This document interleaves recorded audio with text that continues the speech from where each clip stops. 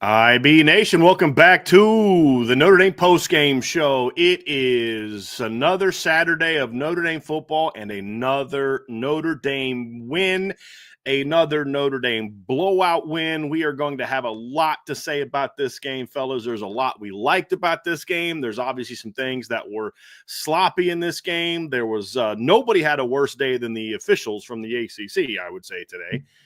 So just guys, not what is it like since week 2? Survive in advance. Just keep winning, keep winning, keep winning. Notre Dame went out there, and as the head coach in Baton Rouge has shown over the last 4 weeks, winning's hard, fellas.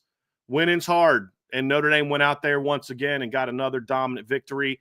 Lot to talk about, fellas. I'm going to kick it off with you guys, Sean, fellas. How you guys feeling? First of all, how y'all feeling about today's victory? This is Sean Davis from Lucky Lefty and Irish Breakdown. That's Ryan Roberts from A to Z Sports. Fellas, what, 9 in a row now? 8 in a row, excuse me, right? So Notre Dame improves to 9-1 with a 35-14 victory over Virginia. Sean, why don't you go ahead and kick us off, man? Just real quick, just how you feeling? What's your first takeaway? We'll just kind of fly through just first takeaways, and then we'll do a little bit more of a deeper analysis. I'm feeling good about me. Another good win, a lot to improve upon, but another good win in November. And as we've seen, Sean, with Louisville and LSU, and just week after week, upset, and Notre Dame just keeps on cruising.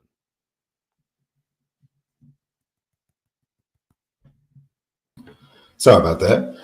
Middle of the third quarter, I just wanted this thing to be over and get out without injuries. I just saw guys going down, holding ankles, and I'm like, man, you know what? This is that game. This is that game that, for injury's sake, ends up derailing everything that they're building. You can be concerned because it has been something we've said the last 3 weeks. They didn't play well, or they didn't play their best. However, that's how good they are, that they're dominating the teams that they're playing. And so you take that with a grain of salt. Each and every week, you can point out certain things, certain groups, mistakes made. 21 points can be attributed to being off the board just from silly mistakes, right? Or bad calls by the referees, if you want to say that. So, look at it, a big picture. They got through the week. They go on to face Army and USC to end the season. And you do want to see them improve on the line of scrimmage. I think Marcus Freeman, we were talking about this before the show, about the way the game ended. I think he was disappointed in some of the offensive execution. And he kept trying to get the offensive line to kind of close it out. He kept saying that on the last drive, close it out, close it out. And maybe that's why he didn't go to the backups and, open it up and pass a little bit more. I'll be very interested in hearing his thoughts about that towards the end of the game. But I will say this, it was one of the best crafted games offensively and defensively, in my opinion. I think offensively, they schemed up some things that popped. The touchdown pass that was called back by Harrison was schemed up on a nice motion, popped right open with him on the safety.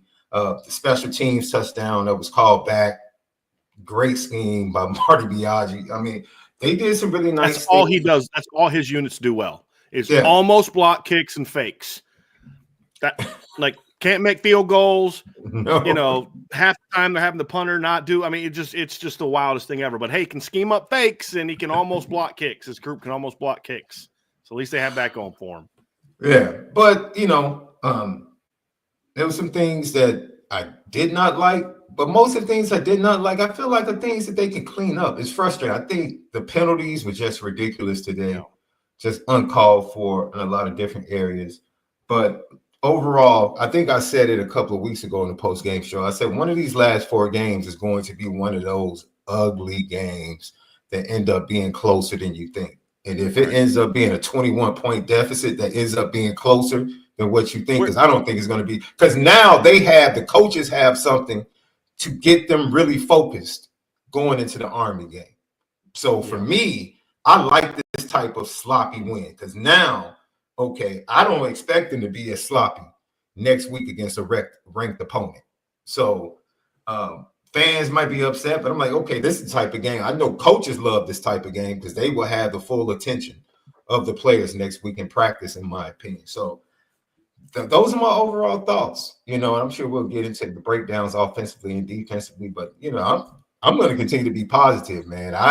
I'm just happy that we got to this point after game 2. That for me, everything else is like still ascending based upon where we came from as a team. Let me just say this real quick before I kick it to you, Ryan. Notre Dame outgained Virginia 448 to 300. 80 of those yards for Virginia came on that last drive against the backups. To your point about the penalty, Sean, Notre Dame had 9 penalties for 89 yards and also had 2 turnovers. And Notre Dame has been a pretty good team when it comes to not turning the ball over for a while. But today you had 2 turnovers. You had the interception by Riley Leonard, and then, of course, you had the muffed punt that they had at the end of the game. Notre Dame had not lost 2 turnovers in a game since the Louisville game. Matter of fact, since the Louisville game, they only had 2 turnovers, period. So you had 2 today, kind of 9 penalties, 2 turnovers, just plays into that a little bit of that sloppiness that you were talking about. Ryan, just overall, just kind of quick hitter before we start diving more into, deeper dive into this baby. I've been called super negative at times on this show, and I actually came out of this game incredibly positive about this team following this football game because Sean, I think you kind of talked about this a little bit a second ago, but like the fact that you did not play near your A game and you still dominated this game against a Power 4 opponent that had a lot on the line, by the way, like they came in the game 5-4, so they needed one more win to get the bowl eligibility. And Notre Dame was sloppy in the beginning, went into form, dominated the football game, and then was incredibly sloppy again in that down the stretch of the second half. And yet they were still the better team by a landslide in this football game. So I know that some people are frustrated because, hey, like I'm tired of the sloppy games, right? And I get that. But like, honestly, the fact that Notre Dame is winning the way they are in these quote unquote sloppy games, when you have way too many drops, when you have way too many penalties, when you have, and not just like way too many drops, like drops that could have been huge plays in the football game, a potential touchdown to Mitchell Evans. Talk about the hands to the face penalty for the 78-yard touchdown that was called back, the fake punts. Like Notre Dame was a couple plays away from making this game like a 40-plus point victory, and they didn't play their best game. Like defensively, I think you could say they played their best game, but like offensively, special teams wise, they played far from their best game. I think it's just a tribute to how talented this football team is. And I know that we're still, kind of getting past but I don't want a sloppy game. Well, all I'll say is that you want to peak at the right times and you want it to happen at the right times. Nobody's going to care about this game is if the first game of the playoffs, which is obviously where this thing is trending, if Notre Dame keeps winning, first game of the playoffs, that's when you put together the first game. Everyone's going to be fine with the fact that you beat Virginia 35-14 with a garbage touchdown by them with less than 30 seconds on the clock, right? So I was actually very positive and optimistic coming out of this game, which I think some people might be a little bit surprised about. I love it. I mean, if Ryan's happy, guys, if anyone that's not happy is getting banned. I mean, no, in all seriousness, guys, like I think to a degree, like there's going to be a lot we're going to discuss today, but I want to speak to just the overwhelming negativity that's going on right now in the chat. Okay, you guys act like I was talking with somebody before the show, and he's talking about like all the issues he saw at the game, and you can't do this against elite competition. And my response was, I was like, fair, but there is no elite competition, guys. You guys understand this? Like everybody does this every week. Like every week, oh, Texas doesn't impress me, Georgia doesn't impress me, Ohio State doesn't impress me, and they're like Ohio State today beat Northwestern, who by the way is 4-6 right now, lost at home to an ACC team. Beat them 31-7, beat them by 24 points. And Northwestern did not score at the very end a garbage touchdown in the fourth quarter like we saw in the Notre Dame game today, where Virginia scored 2 garbage touchdowns in the second half against the Notre Dame defense, one late in the third quarter, one in the fourth quarter. I watched Texas beat a now 5-5 Arkansas team, same record as Virginia. And I watched them outgain Arkansas 315 yards to 231 yards. You guys understand, right? Like this Notre Dame just had, until that last drive, Notre Dame had over 200 more yards of offense than Virginia had today, right? There's stuff to clean up, guys. But like, if all you're doing is like, that's a suspect and you can't play like this against good teams. Okay, so you can't play like this against Ohio State. I watched some of that Ohio State game. That was a game where they were getting outplayed by Northwestern for the first quarter and a half of that football game. I watched the Texas-Arkansas game. I watched Arkansas piss away opportunities to tie that football game, guys, right? And we're in here complaining about Notre Dame only won by 21 in the game. They were leading 35-0 when they basically kind of called off the dogs, which I didn't understand, and we'll talk about it here. So, here's my thing. Are we a homer show? We're just only talking about good things? No, we're not. There's a lot to clean up. We're coaches, right? There's a lot to clean up. But it's like before the show even starts, I'm going off on Sean because I just can't, not on Sean, but at Sean about stuff. It's like just the first 10 comments, just complain. You know how you're a really, really good football team? When you play sloppy, undisciplined football and you play a team like Ryan said, who's fighting to get a bowl game, who's coming off of a victory over a ranked team who almost just beat Clemson today, and you play that way and you're leading 35-0 and you win by 21 and people are upset about it. That's when you're got a pretty good football team. You do. And that's basically kind of what happened today. And so we're going to talk about the things that have got to get better because some of the things, guys, were just bad game. And I'll start here. The penalties, bad game. Some of the other things have been a trend that's going on for the last couple games, and that's more of a concern for me. It's like, Ryan, I think it was you that talked about the drop passes. I don't know if that was during the intro or when we were talking about before the show. That's becoming a bit of a trend. That's you've got to figure something out there. So there's certainly some things that Notre Dame is going to have to look at and say, hey, guys, we got to do a better job here. Some of the stuff was just like the Pat Coogan penalty. Pat Coogan has now started what? Today, this was game 10. He started 19 games. He's never been called for that stupid penalty before. It was a dumb penalty. It happens, but and it took away just an absolute dime. And we were joking about this in the press box. Notre Dame only scored 35 points, but they had, 4 times in the end zone they got called back, right? Because of penalties. You know what I mean? So certainly an opportunity for this team to get a lot better. But when you play sloppy football, and I promise you Marcus Freeman's not going to be in the film room happy about how this game went. I promise you he's not. But you're still going to say, hey, guys, we're a pretty good football team when we go out there and play the way we did today and still win by 21 points over a solid football team. And we said it all week, guys. This is not a good football. We're not going to sit here and try to tell you it's a great football team. They're phenomenal. They're not going to tell you that.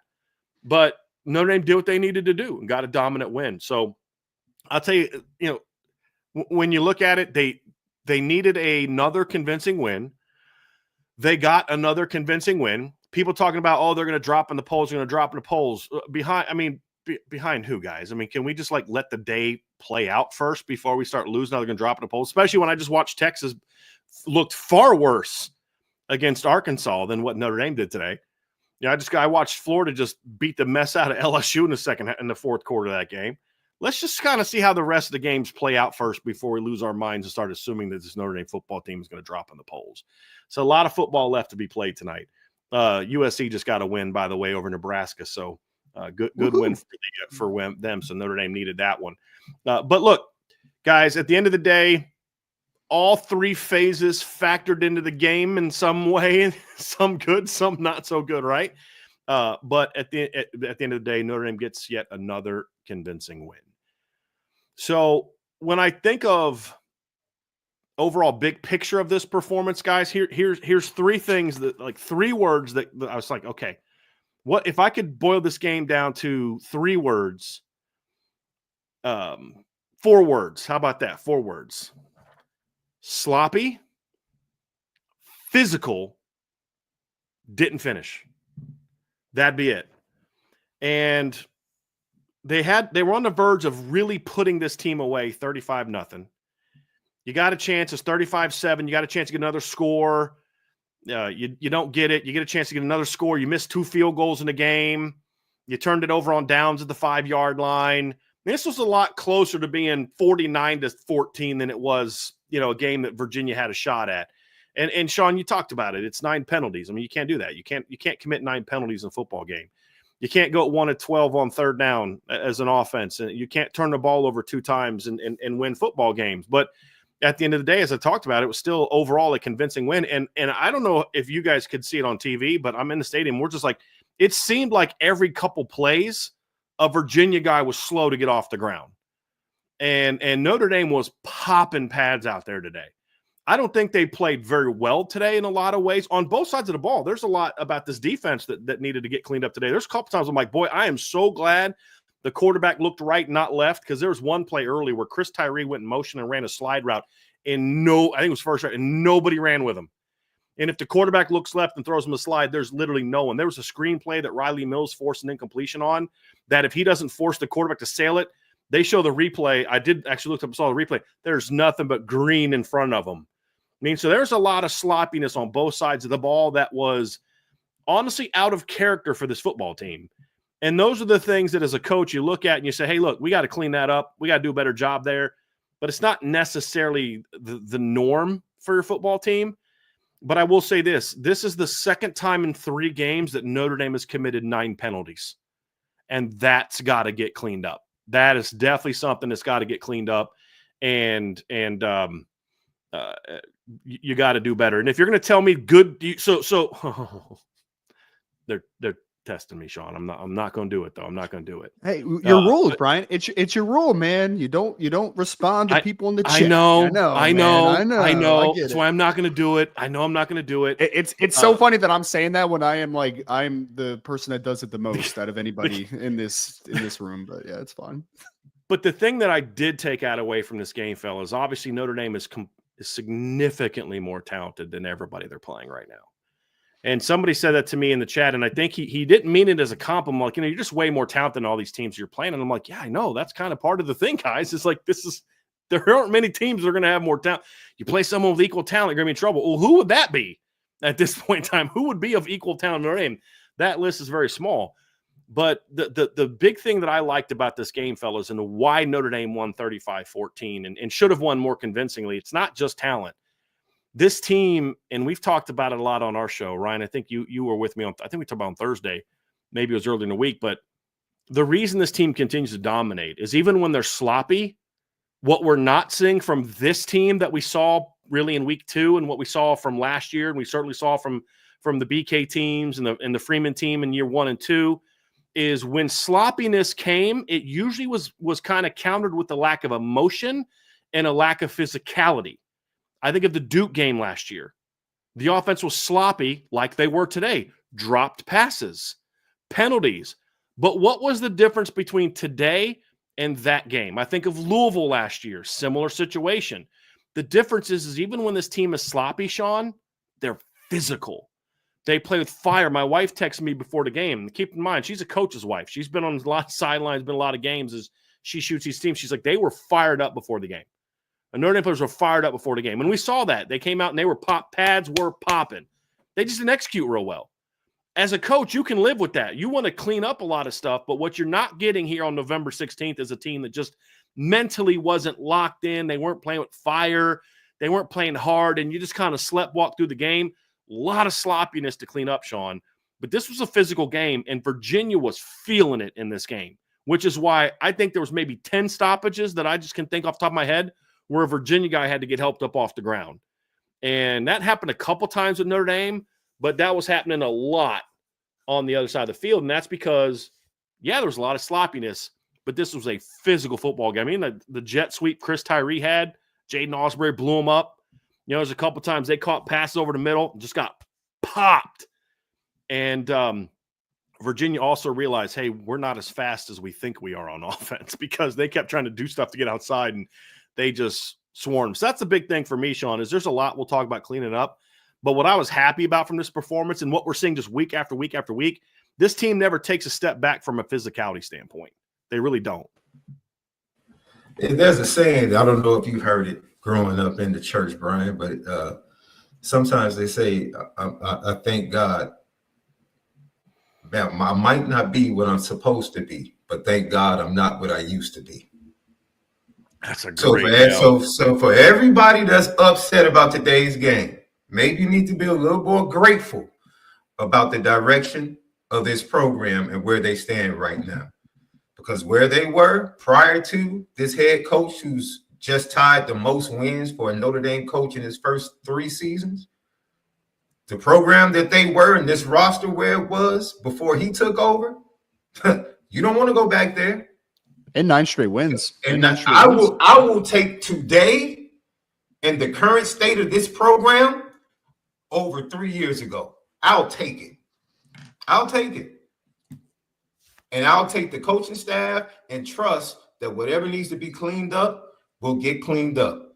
And I expect them to go out and have a double-digit win next week and go into that matchup against USC with everything on the line. Yeah. If you knew going into this season, you're going into the USC game, regardless of their record, because you probably would expect that they will be a highly ranked team, going into that matchup with everything on the line to get into the playoffs, everybody in this show and in the chat would take it.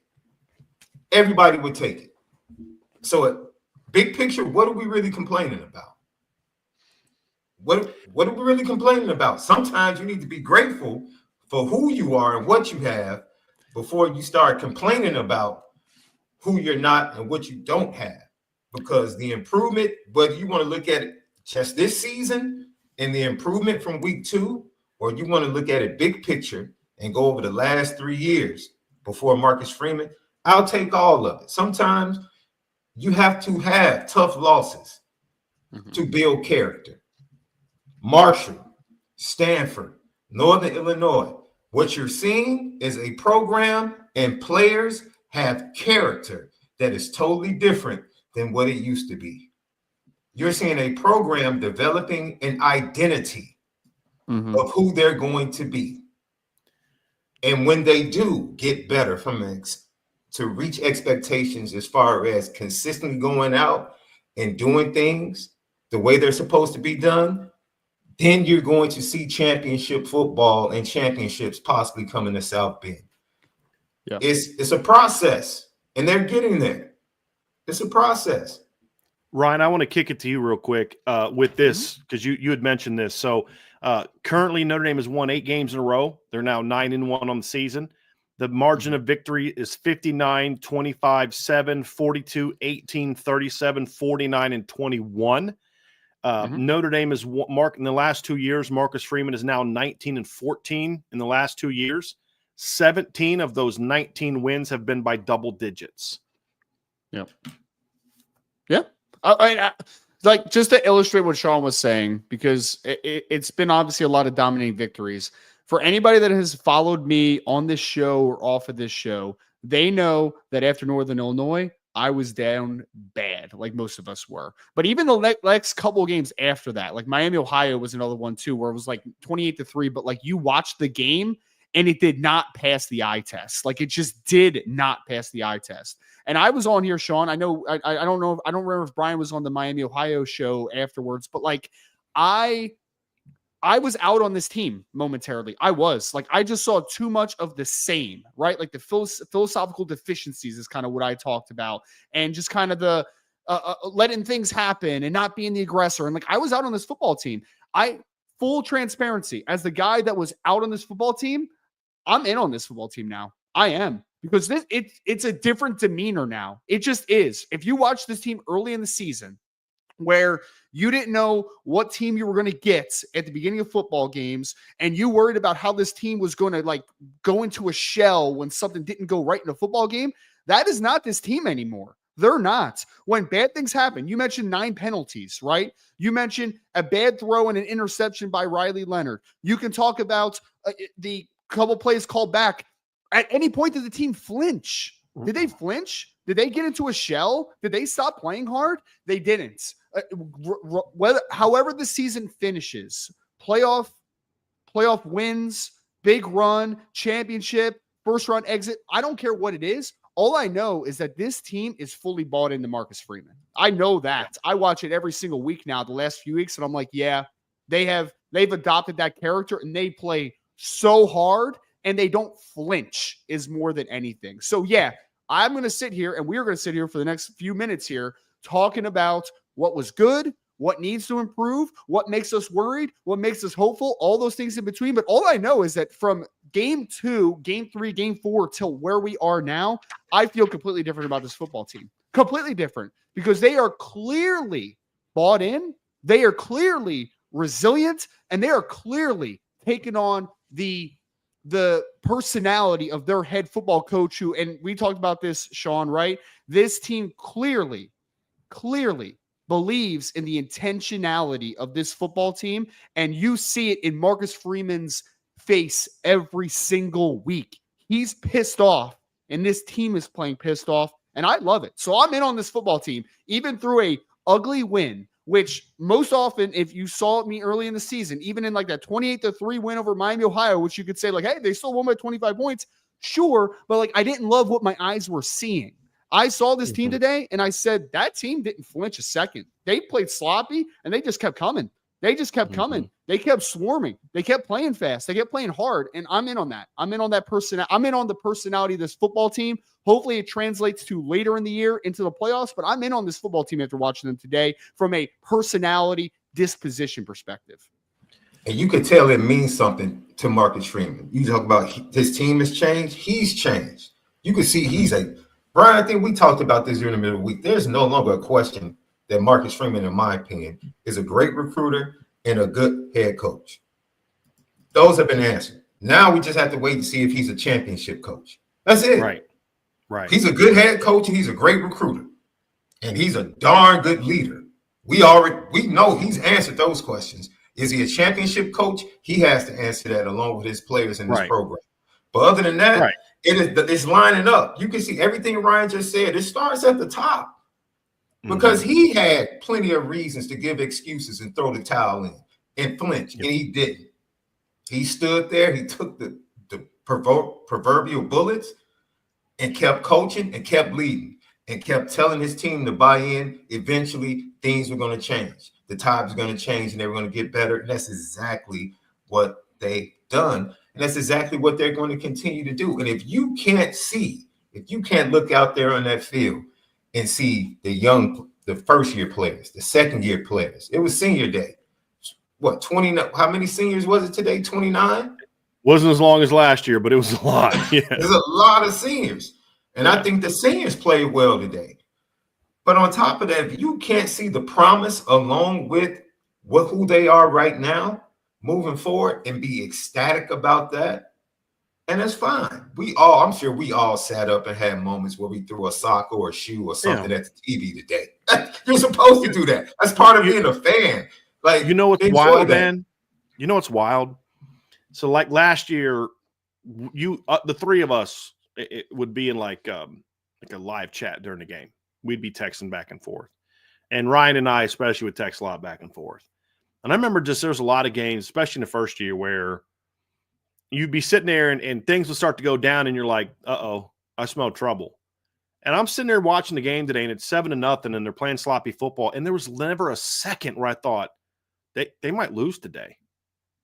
Like the whole and I'll bet you, I'm going to bet all the people in the chat. Now, and I'm not coming at you on this one. I'm asking y'all a serious question. I'm asking y'all a serious question.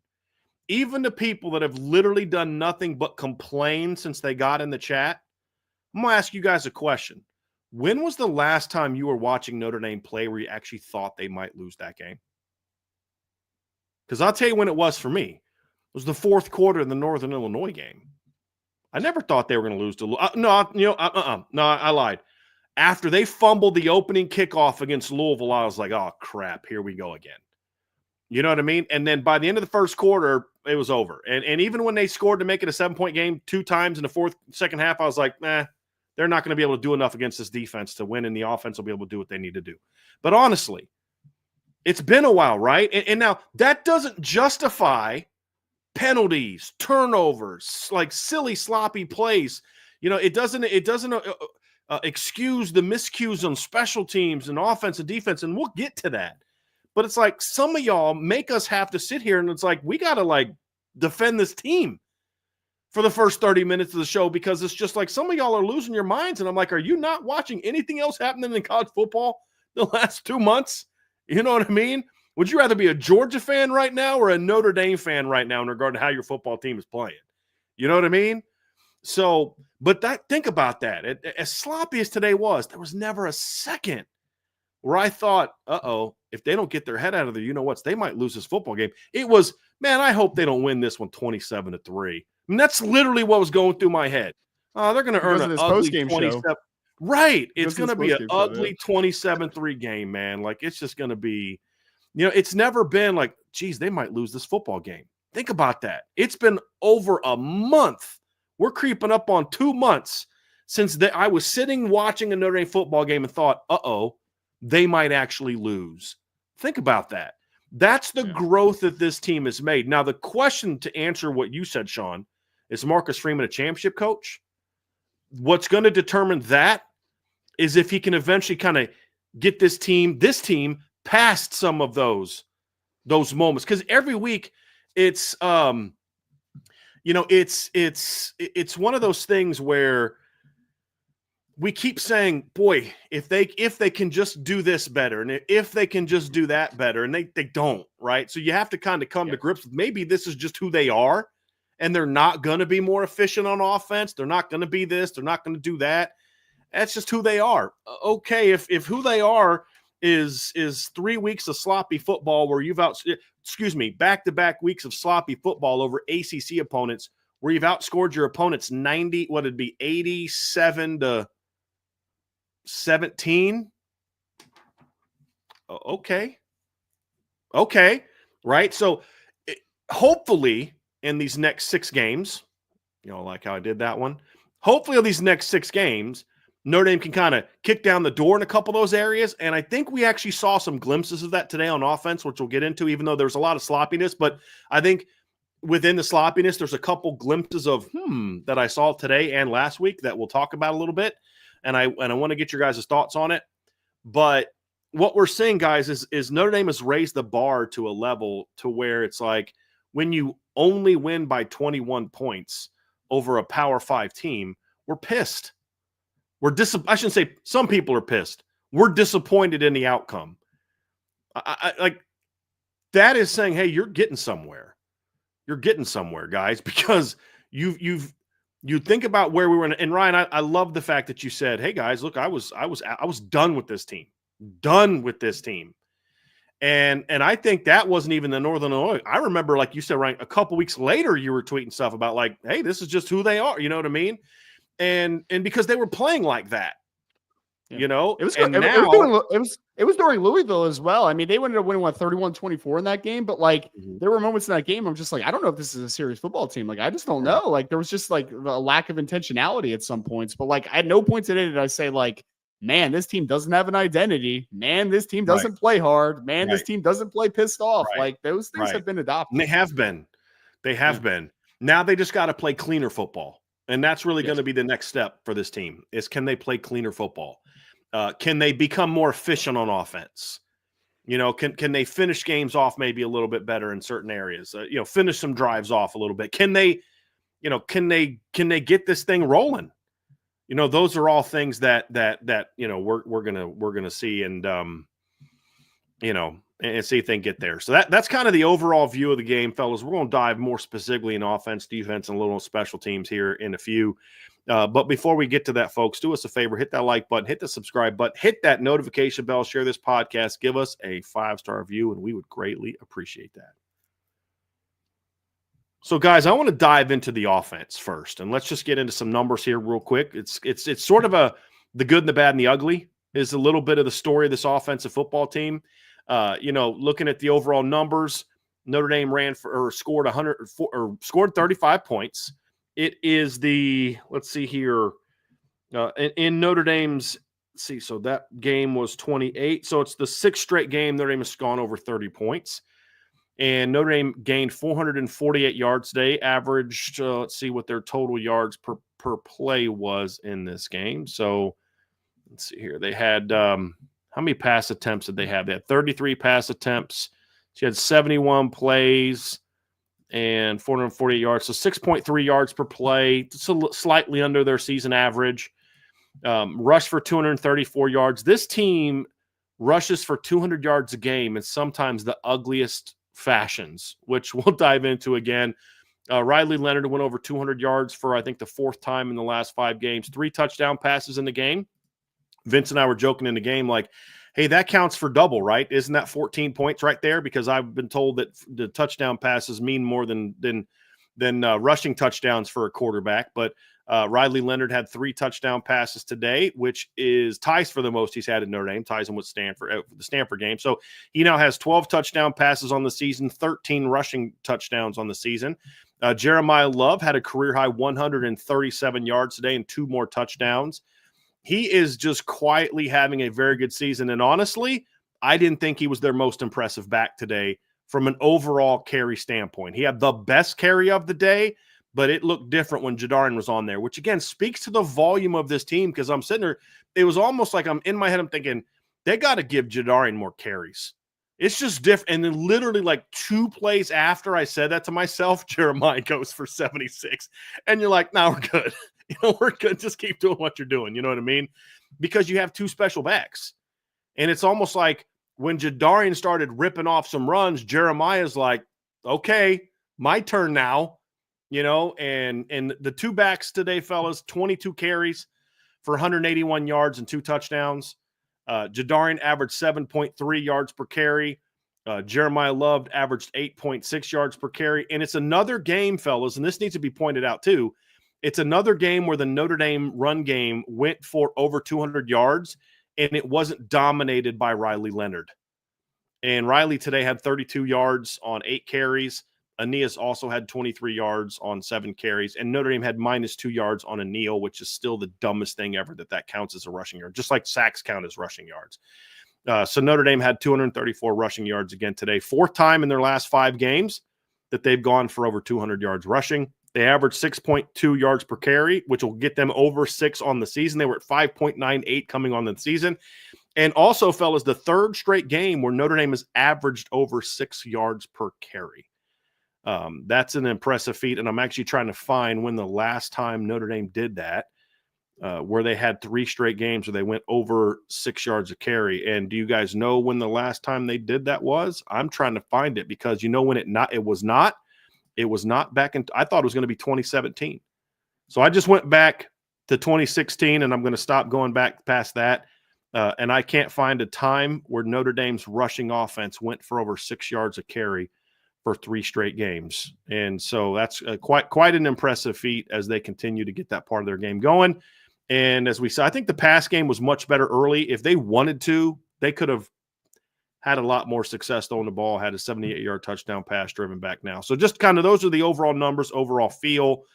I'll let you guys get – here's a big one for me, Sean. 1 of 12 on 3rd down. 3rd down has been that's one – we talk about certain things I'm not stressing too much.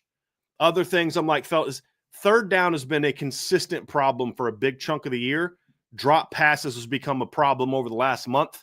Those are 2 areas that Mike Denbrock and this staff are going to have to really figure out how can you get better here in this final 2-game stretch as you get ready to hopefully run the table and get into the postseason and then do some damage there. Those are a couple areas where you're just going to have to get better. You talked about that. I believe prior to the Florida State game, they had 3 consecutive games where they had moved from 3rd down conversion. I think they were at 70th in the nation, 71st in the nation, and they had moved up 14 slots because they were right at 60% over 3 games. And then Florida State game and this game, they failed to convert over 50% efficiency on 3rd down. So that is something that seems to be a little bit up and down, but that is a trick. You can attribute that to what we talked about earlier with the offensive line and then also the wide receiving core being up and down. I think one of the things I love is that Jaden Greathouse and Jaden Harrison, both in the slot today, were very effective. And, Jaden Greathouse, after the injury, he said he was okay on the sideline, but obviously they chose to keep him out, and Jaden Harrison stepped right in and was very effective in his game today. So that just goes to show, I think Notre Dame at this point, and you guys can correct me if I'm wrong, because I said this last week on the post-game show, they're approaching these games offensively as if they know their opponents really can't do anything to hurt them. So they're saying we can always get to the run game. Like, we know we can get to the run game. Like, when we need to settle down, that's what they did. When they needed to settle down today, that's when they went to the run game, where both of the running backs settled down, went down, scored a touchdown, got to 14 zip. And from that point, it was like, okay, cool. It's pretty much a wrap. But I think early in the game, they are saying we know what we have to be and who we have to be in order to win in the playoffs. And this passing game needs to evolve. And it seems like the opportunities are there. I love the way Riley, bit by bit, is getting better. You could talk about progressions, all of that. The one thing that has changed is when he does take off to the outside, now his eyes are up.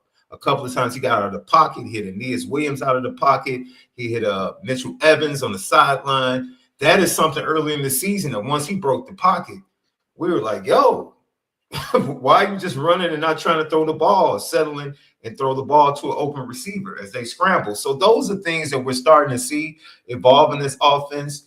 If you clean up some of the offensive issues on the line, and then you clean up what we see in the pass receiving and drop balls, they're going to put up points. Why? Because they have explosive players. You're not going to hold these two running backs down for 4 quarters. They're going to make plays at some point. Not both. Have we seen a single game this year, Sean, where both of them were kept in check? Have we seen one? No. Eventually, if one starts up, that's the beauty of this.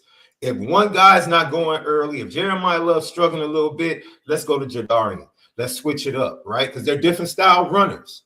So now you give the defense a different look, like you said, right? And after you give the defense a different look, now that's kind of like a change-up. Jadarian's like the change-up to come off the fastball. And then once you start looking for the change-up, okay, here's the heater on the outside corner. Here comes Jeremiah Love back in the game, 76 yards to the house. This is who they are. And all they have to do is just supplement some big plays off play action and other things, because teams now are in a quandary, right? Because your run game gives you versatility, the way you use it. And then Aeneas Williams and who he is as a third down back. And he's starting to improve running in between the tackles and running with more force in between the tackles. This offense has everything it needs to be that perfect complementary side to the dominant defense. They really do. And it's all about, can they get to the point where they clean it up and be consistent enough, execution-wise, don't drop balls, don't commit stupid penalties, and you're going to move the ball on most defenses.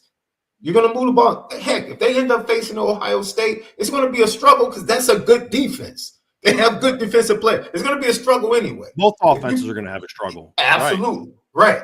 But if they're facing a middle of the range defense, this team is going to, for the most part, against 80% of the country, they're going to move the ball and probably eclipse 200 yards rushing. And we're sitting up here talking about that with an offensive line that we're saying is not playing its best.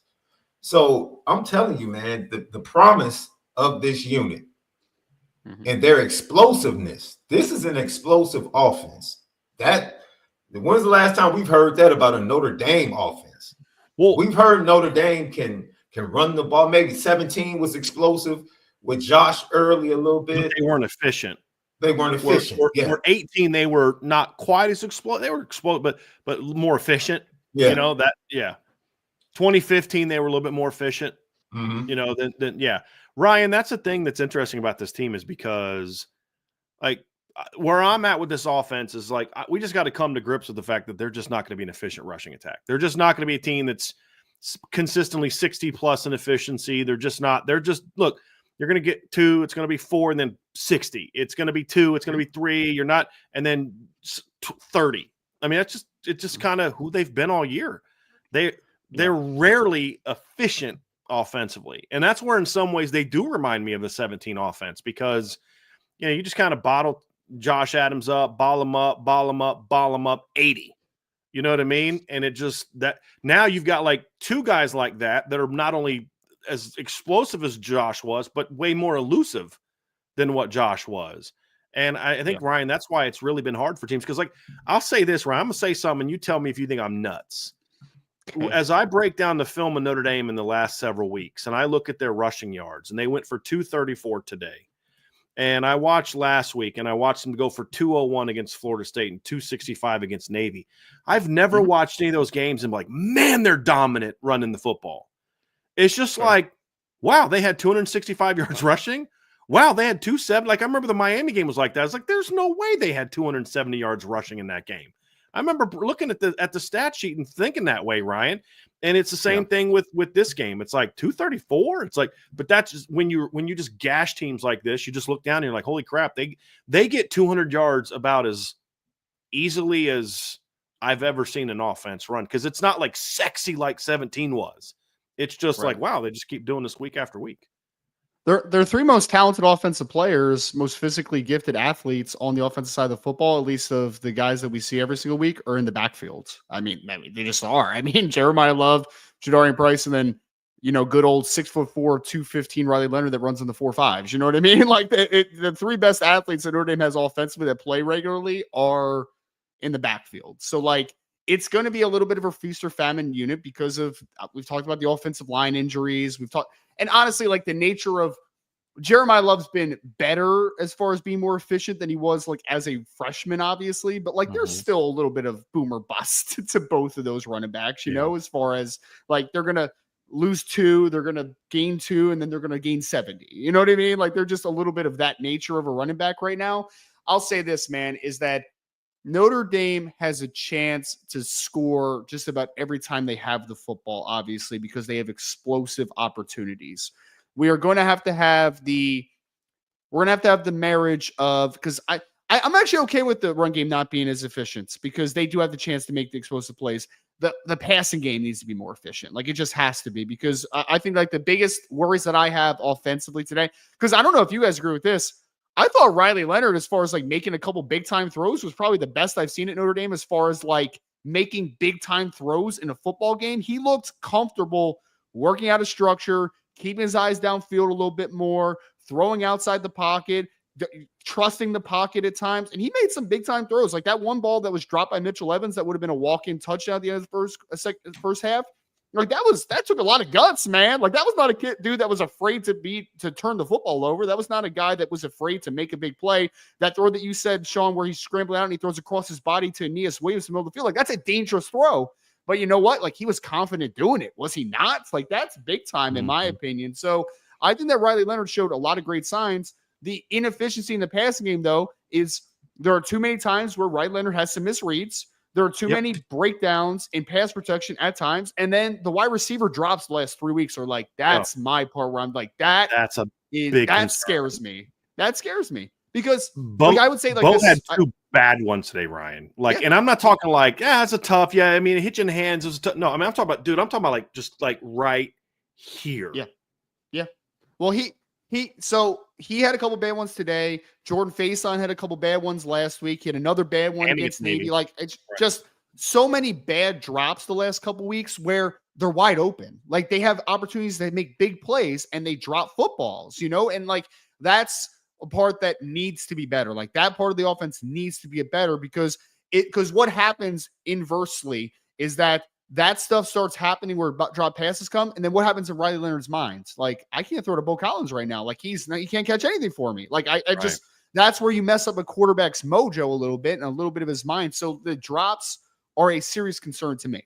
Like that is the one part. Right? And obviously we talked about it. They were playing behind the chains a lot because there are so many dang penalties, dude. It's just like, how many 3rd and 15s were there today where I'm just like, dude, like, and 3rd and 15s off of, it's getting called back after a nice chunk play, a big play, and now we're in 3rd and whatever, 4th and whatever. It's just Ryan, wasn't the 78-yard touchdown? I think I'm correct on this.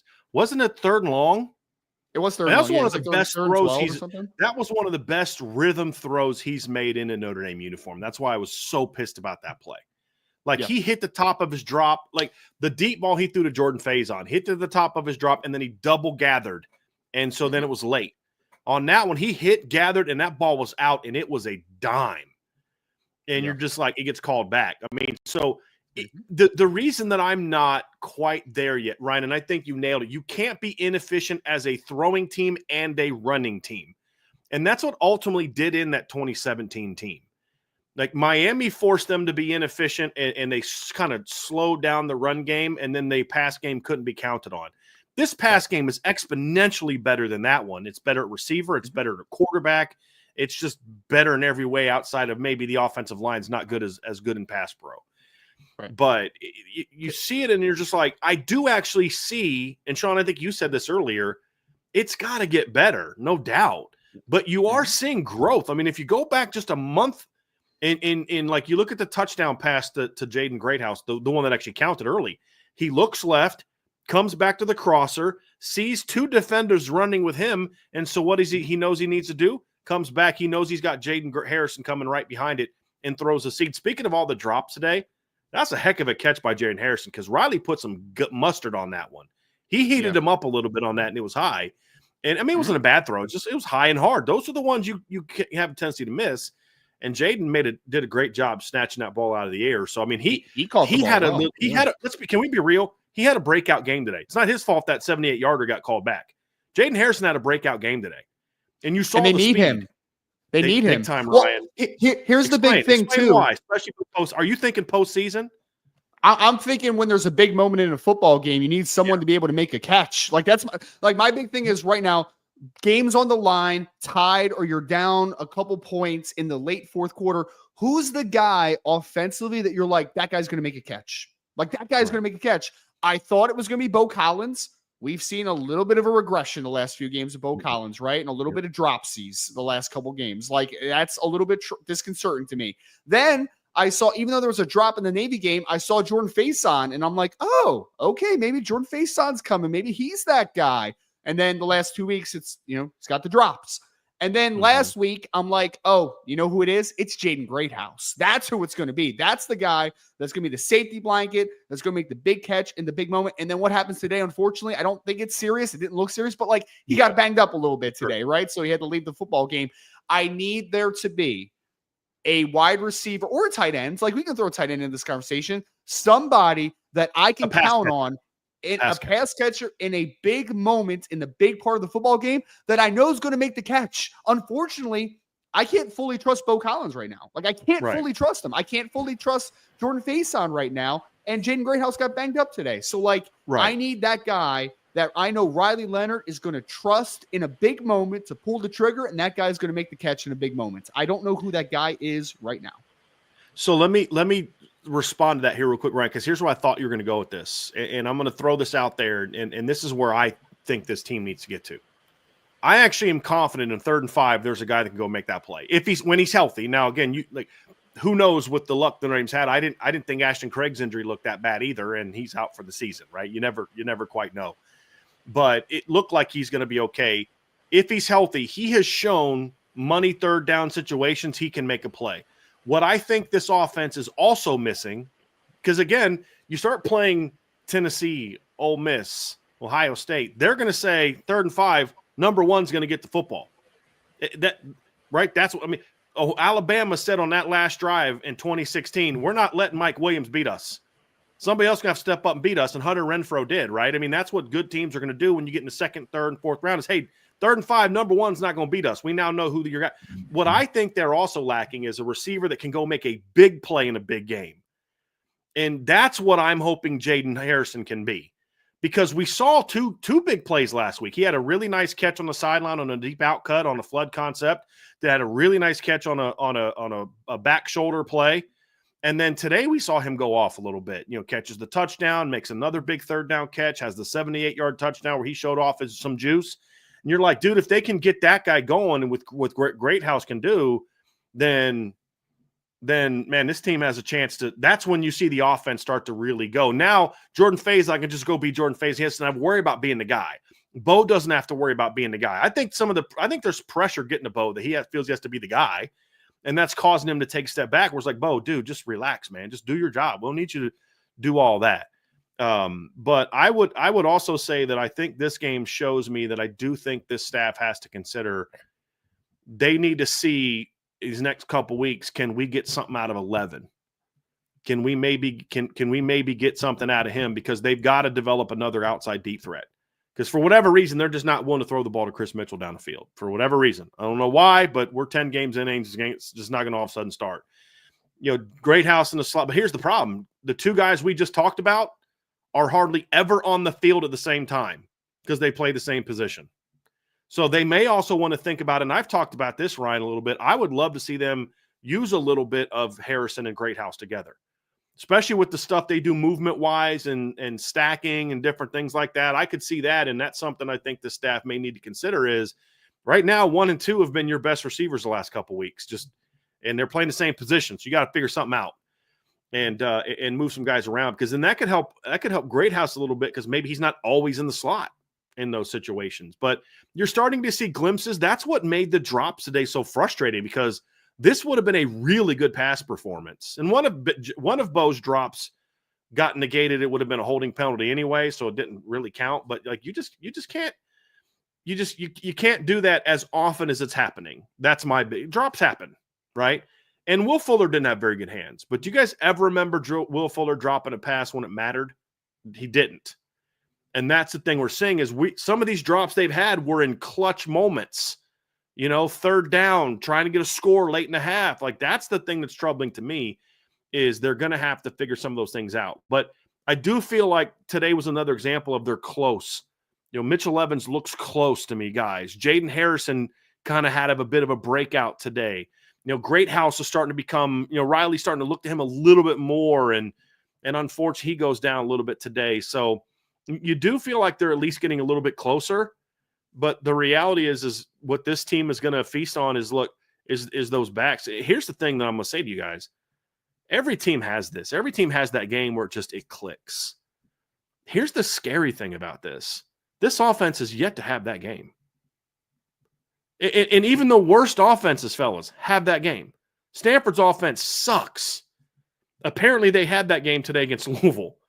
You know what I mean? Like, they'll have it. When that moment happens where the O-line's just clicking, the both backs are clicking, and Riley Leonard's just good, and the receivers just catch it, like, that's going to be a fun day to watch. I'm hoping it's in the next 2 weeks.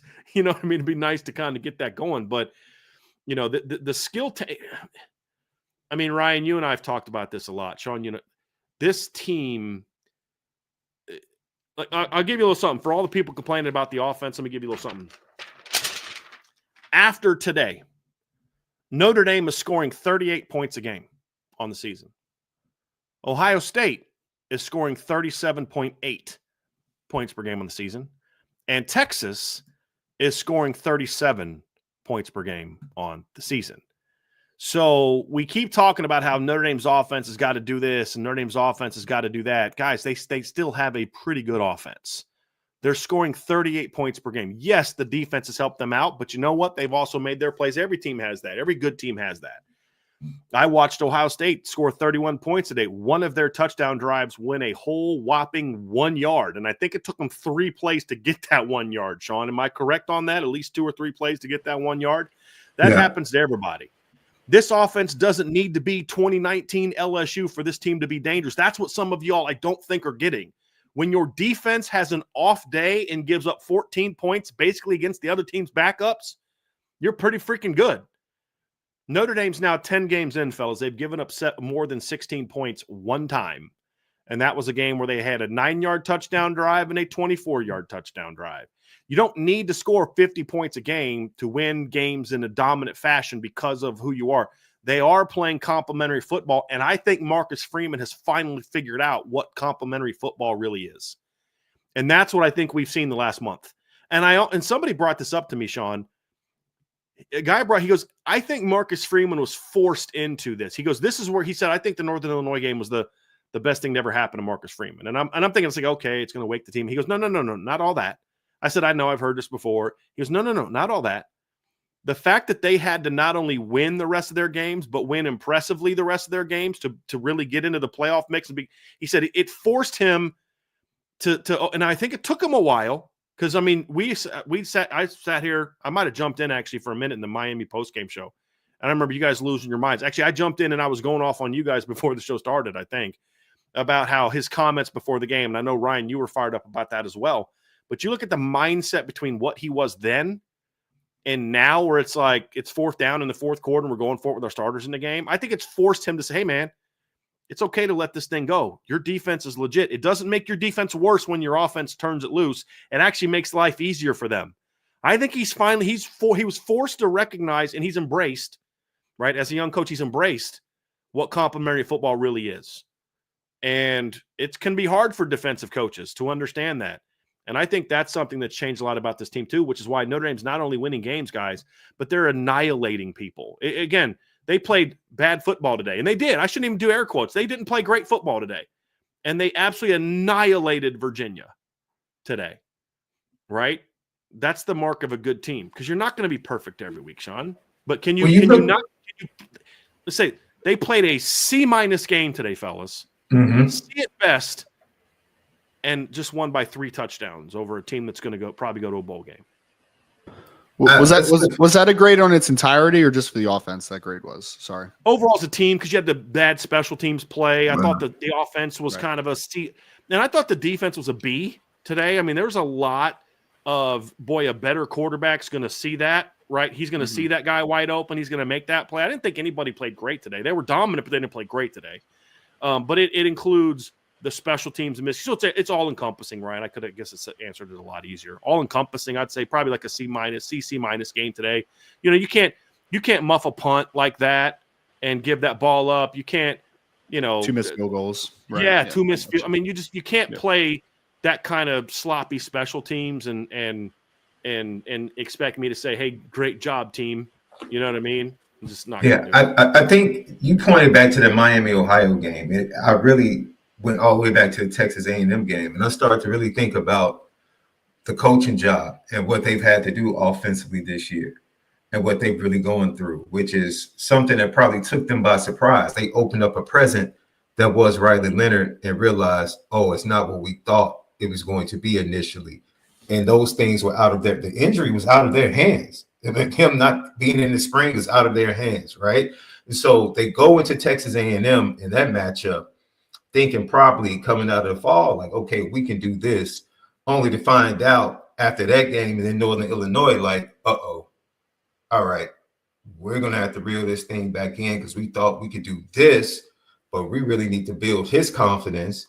And in order to build his confidence, now we have to kind of like go to him in the run game to get him going and then get his confidence back. And then once we get his confidence back, then we can start to evolve to who we thought we could be in the passing game. And this is what the offensive staff and Marcus Freeman have had to do with this offense. So when you see a performance like today, even with the miscues and everything, the operation, just the operation of it is so much better than what it was. And so if you want to talk about a grade, yeah, of course, you have to include the miscues, right? So grade for the offense today, I probably would go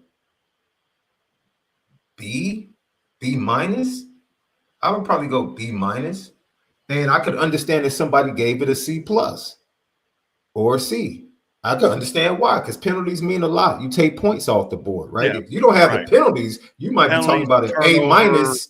Yeah, you might be talking A minus. Of course. Yeah. Riley, you can't throw that interception. That's a bad read. That's a bad read. Okay. Here's what it is for me, Sean, just real quick.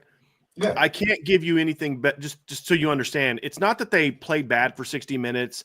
It's you can't go 1 of 12 on third down and turn the ball over and have multiple drops and take that many points off the board with some of those penalties, and me to say, hey, look, because we're grading on, again, I'm grading on a different curve now than I did 2 years ago, a year ago, 3 years ago.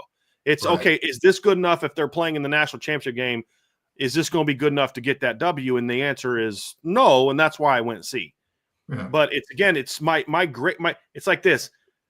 Last year we were handing out grades based off, we're teaching, regular, junior year history classes. Now we're teaching AP classes. You know what I'm saying? And we're teaching at a different level now.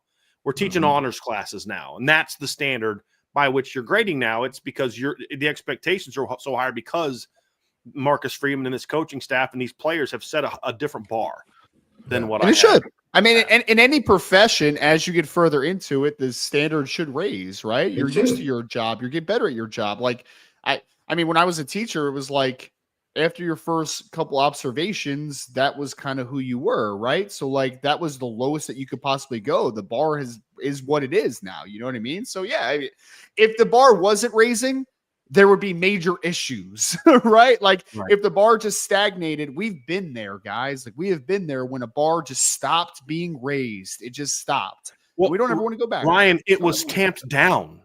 Yeah. It wasn't not only not raised, it was intentionally tamped down so that when we did do good things, I could have everyone look at me and say, look at a great job I'm doing because of all these horrible roadblocks between me and winning and blah, blah, blah, blah, blah. Yeah. And Marcus Freeman pretty much said, F that.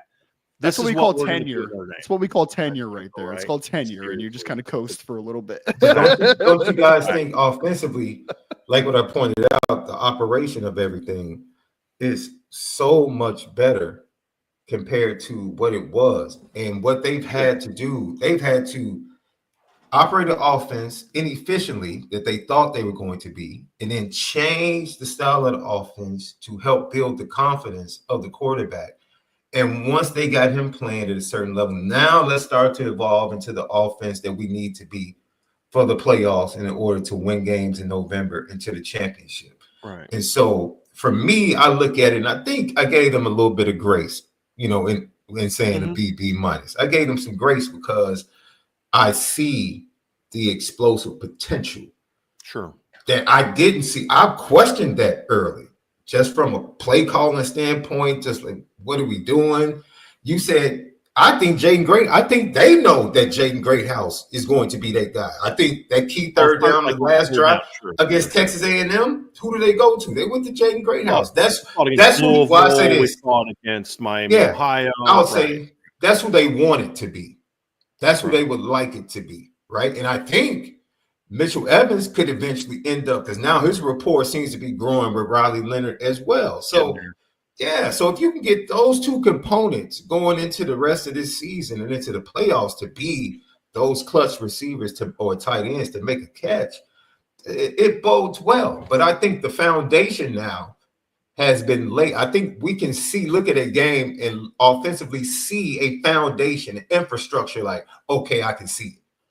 I can see it. It's not manifesting quite yet. Drops, everything. And it's really strange that when they were playing well, or it seems like the wide receiving core was playing okay, the quarterback wasn't playing well, right? Yeah. And then they kind of simplified things to like get the run game going. They don't get as many opportunities. And then they come out of that as things evolve, getting more opportunities. And now they just want to drop the ball all over the place. It is really, it's really strange. It really is. Something I was a little bit puzzled by is I didn't feel like they pushed the tempo as much as they should have today. Ryan, you and I talked about that in the Keys to Victory. I thought they were a little bit like, and when they did do some motion stuff, it worked again, but I felt they were a little bit more, I was surprised how stagnant they were with some of the stuff they did schematically and pre-snap today compared to what they've done when things are rolling. I thought that surprised me a little bit. And I think that kind of slowed things down a little bit today. I thought they would do more getting the ball in space in some different ways than just like throwing Bo Collins a tunnel screen. You know what I mean? Like that was something that I thought was a little bit that would be probably my biggest beef with Mike Denbrock, because like the wind was kind of heavy down there, and if depending on which way you were going, it could kind of, that's what happened on the first muff by Chris Tyree. Just the ball just kind of got up there and the wind just killed it, and he tries to run up and get it, and it bounces off of him. So maybe that factored in why I didn't throw as many deep balls today, but I just thought they'd kind of do a little bit more to take advantage of their speed against Virginia, run game and pass game. I don't know. I continue to be puzzled by that, not seeing more of that at times from this team. I just hit my video wire. I'm going to get that back up in a second. My apologies, folks. But I think that took place in the run game as well, Brian. Like we're talking about, like, why is it a little bit, lack of consistency or lack of sustainability, whatever word you want to use there, obviously, right? Efficiency, right? I think there was a stagnation to it. I didn't see a ton of motion just in general. I know there was motion, but like I didn't see a ton that really like popped off. I didn't see trades a lot either in this game. Now that I'm thinking about it, like I didn't see kind of like just replace it or changing what schematically you're looking for as far as alignment. Like I didn't see that type of stuff. And I thought overall, like in the run game, that kind of took place because when you're stagnant, obviously the first and second levels don't have to readjust in any way. So like they know exactly where their eyes go to all the time. And I would also say that I thought that the interior offensive line had a rough day. Like I thought Emil Wagner at right tackle had struggles in pass protection, but it seemed like mostly in the run game he was fine. Knapp seemed fine to me just in both. The interior offensive line I thought was a little poor today. And I thought center and left guard struggled. I thought Rocco, and again, I always go back and watch the O-line afterwards. I actually thought Knapp had some struggles at left tackle in pass pro. Run game, he's always good in run game. I don't know that I've watched Anthony Knapp play game this year where I've been like, he's not run blocking very well. Like that's the one thing he's done well. Rocco had about, and again, it could have just been he had 4 or 5 good blocks and then didn't good. He actually, I thought, had some really punishing blocks, like this, especially on the 76-yard touchdown. I thought Rocco played pretty well today, but I thought Pat Coogan has played really good football lately for him. I thought he really struggled today. And I thought Billy Schrouth really had a rough day today. And Emil was okay. Emil was Emil. He was just okay in the run game, had some issues in pass pro.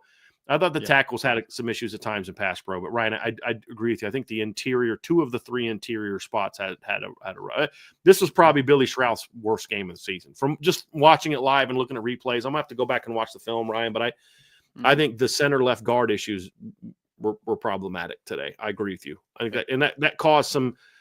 They were Jeremiah and Jannard were having to cut a little bit earlier than at times than they would have otherwise liked because they were either getting stagnated or they were getting knocked back.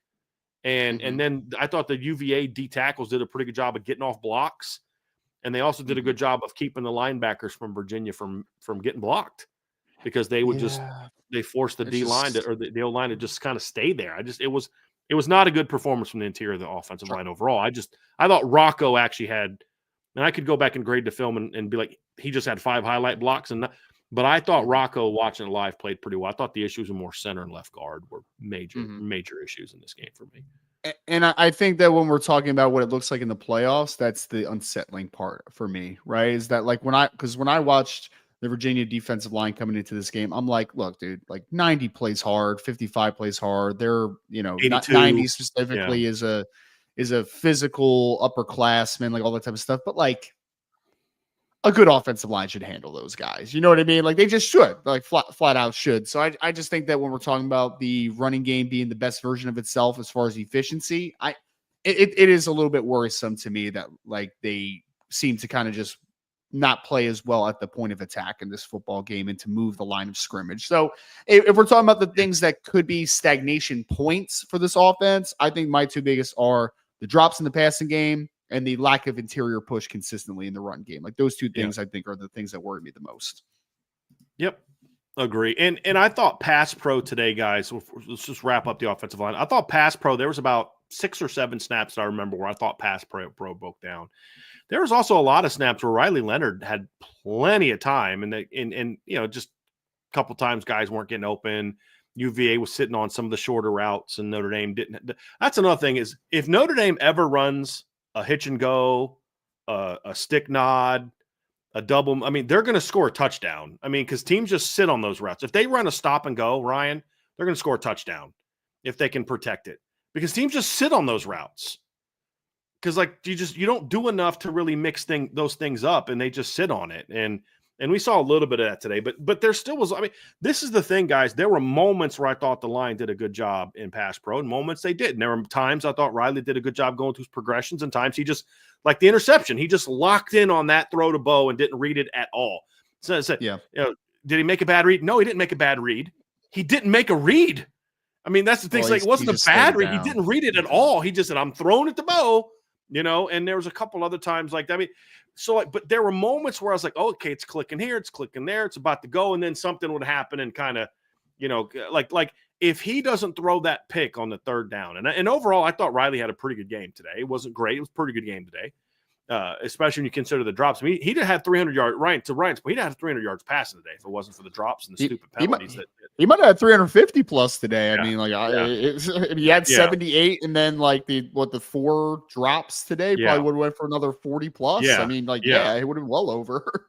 And it wasn't super crisp. You know what I mean? Like, that's the thing where it's like, that's maybe why I'm not as down on this team as maybe some people in the chat were at the beginning, because it's like, guys, I watch other teams play, number one.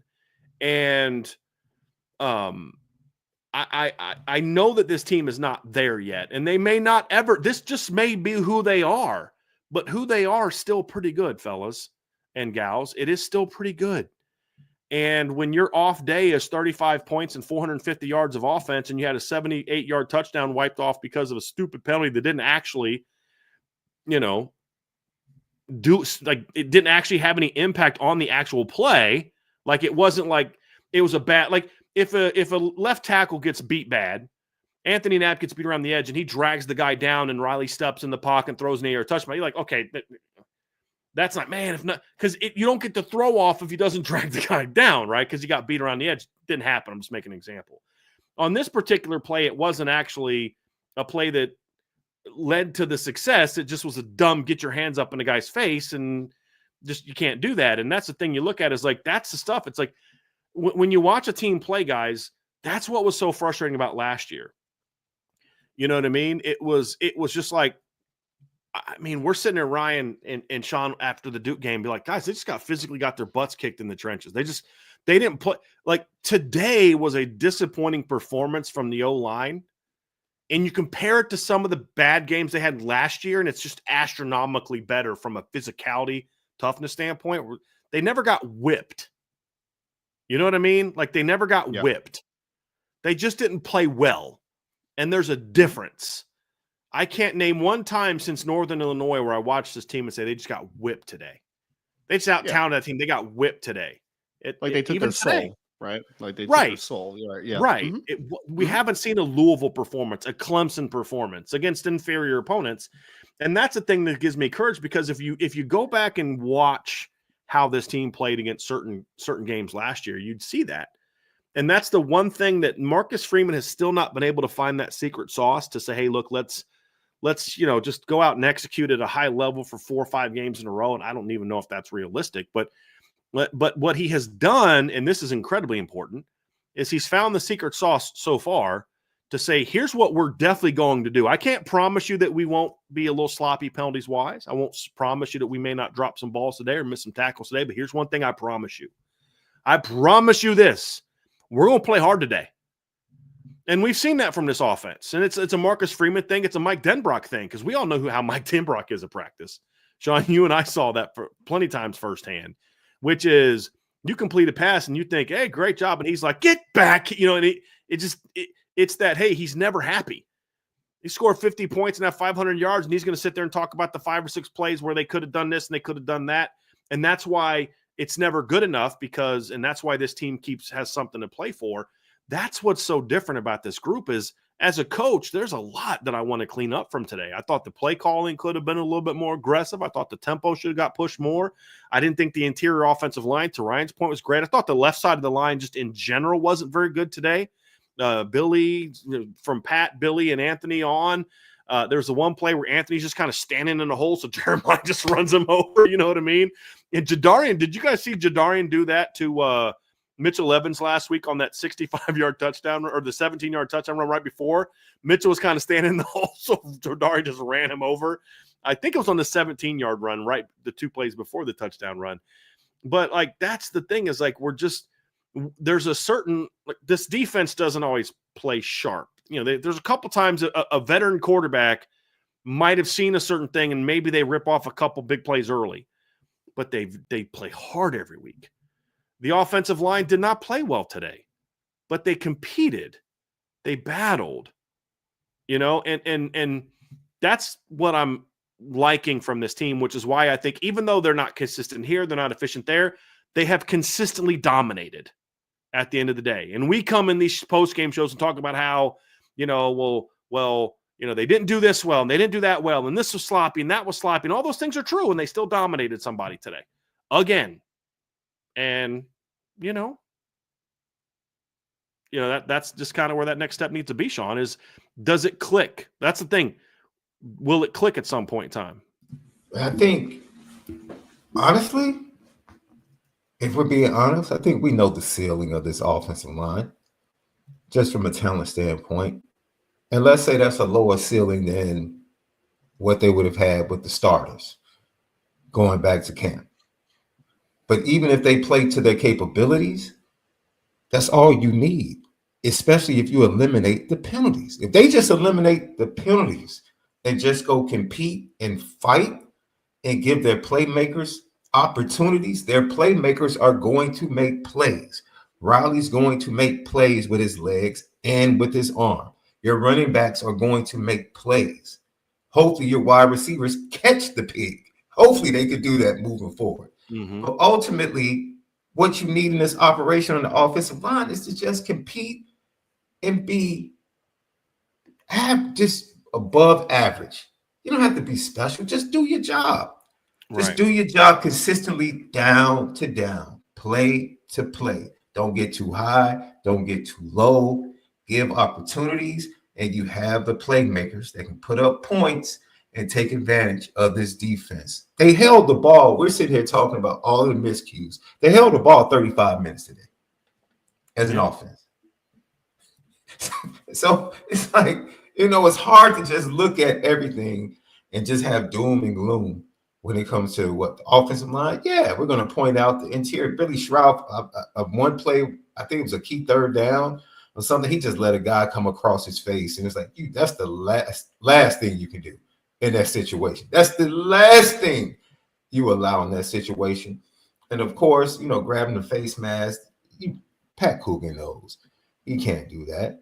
He wasn't even looking at it. He just was trying to protect the opposite A gap, and he just got his hand too high. It's just like, dude, there's a reason he's never made that mistake before, because it just was bad technique. He squatted a little bit too much and got his hand up, and it's just like, come on, man, you know better than that.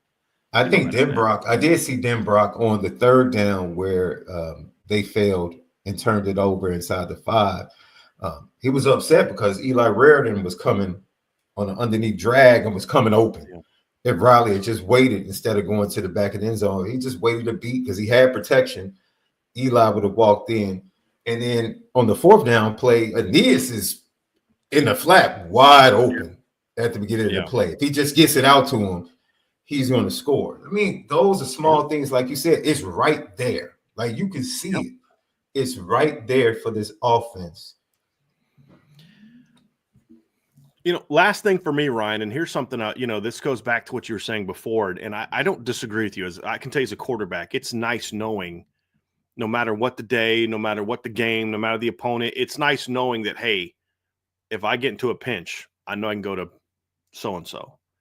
But here's one thing that I do like about this team, guys, and this is true on both sides of the ball, but it's relevant on offense today.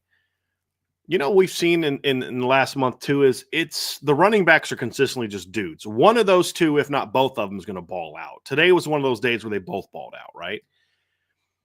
But what has helped this offense get better is that in each game, really beginning with Louisville, somebody different or some bodies different have been able to step up. There hasn't been that consistent Mitchell's arrived, Greathouse has arrived, Bo's, but it's like you look at the Louisville game and Jaden Greathouse making 2 huge plays early in the game. Now, he's the guy that's probably done it most consistently in those games where he's actually, had different games where he was kind of that guy, but you look at that game, he kind of steps up. Stanford game, Bo fumbles early, then he makes a couple plays late, and they're able to kind of have some success there. You look at the Georgia Tech game. Jaden Greathouse makes a big play in that game to kind of spark them. Jeremiah Love makes some big plays in the past game against them. And it just seems like, Navy, it was Jordan Faison stepping up. And against Florida State, it was Mitchell Levin starting, Greathouse going. Jaden Harrison steps up last week. Jaden Harrison steps up again today.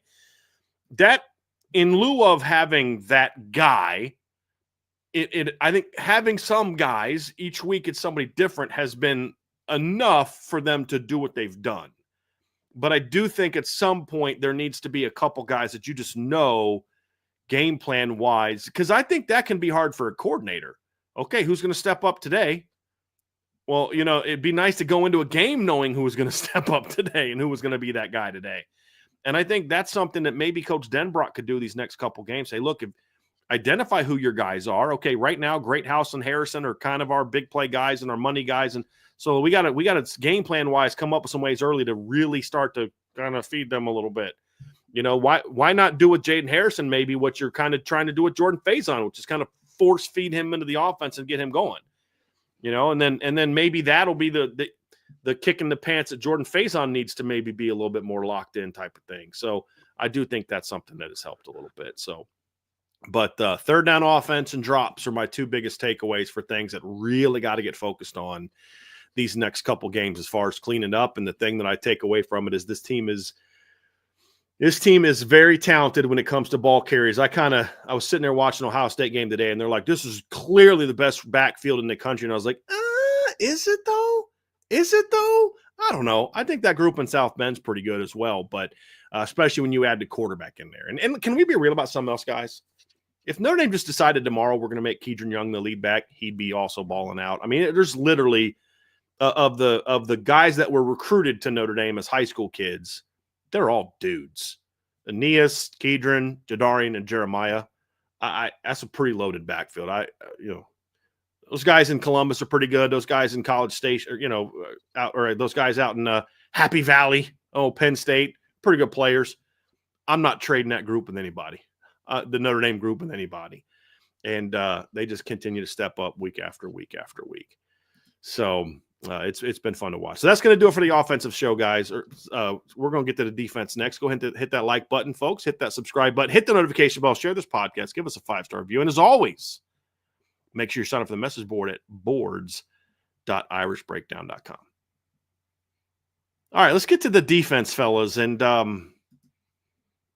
it was an interesting performance from the defense because I thought they were actually as sloppy as the offense was at times in the first half. But here's what I love about this defense right now. They are absolutely relentless. And because they're so relentless, they force mistakes where you may say, boy, if he makes that throw there, if he hits that open guy there, if they do this there, that might be a big play, but they're just so relentless that it's almost like quarterbacks can't get comfortable. And it's not just that, it's this relentless Ole Miss, Tennessee caliber pass rush. It's good.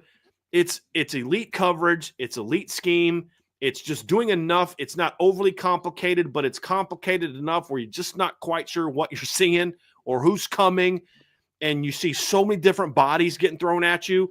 But the one thing that you just saw another example of today is this team is just really freaking fast on defense. And there are times today where I'm like, he might have the edge. And it was like 2-yard loss. Because just Christian Gray comes out of nowhere and tackles the guy behind the line. And you're just like, I mean, you can't take advantage of mistakes that they make because they're so relentless. They're so deep. They're so fast. And teams just can't get comfortable against them.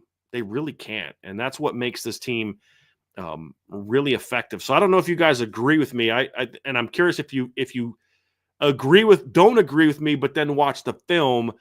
I felt like there were some opportunities for Virginia there today that they couldn't take advantage of just because of how aggressive this team was. Like the screen pass that I'm thinking of, they threw it to the right, threw it over the guy's head.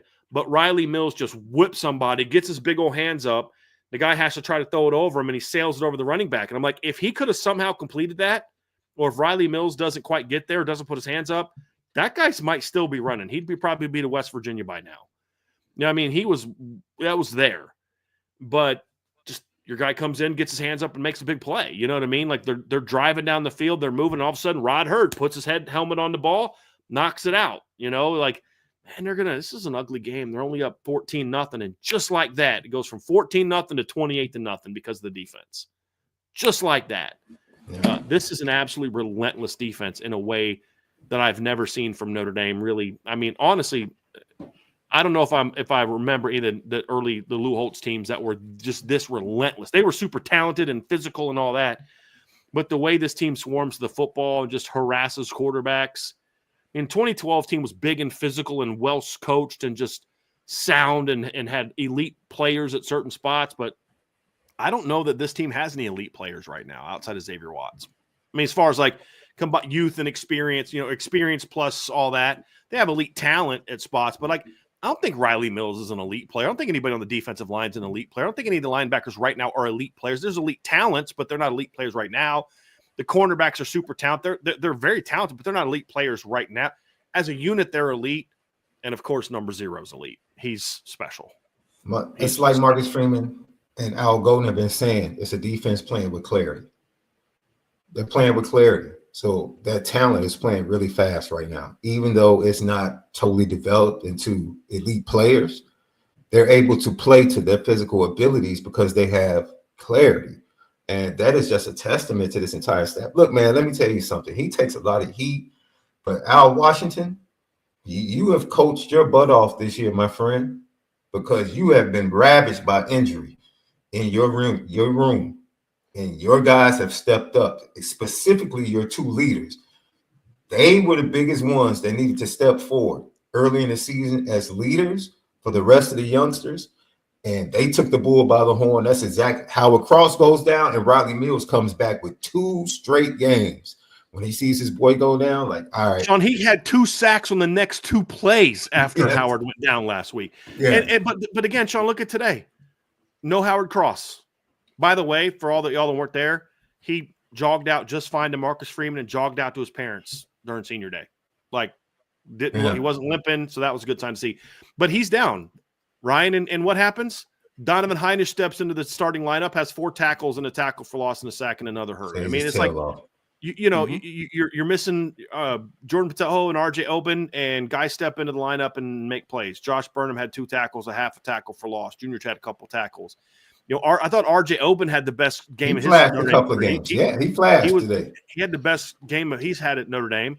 Yeah. And then we see Bryce Young is he's just a dude. And he's starting to figure it out, guys. He had a couple big plays in the backfield, and then he gets held, because the guy was like, this guy's about to destroy me and get to the quarterback, and there's a lot of near misses. But yeah, Ryan, I mean, look, I've been very hard on Al Washington at times for different things, but he's done a phenomenal job getting this group going this year. They played this game today with no Jordan Patejo, no Boubacar Traore, no Jason Onye, who at times this year was their best defensive tackle early in the season, and no Howard Cross. And it didn't look any different than it did last week, the week before that, and the week before that.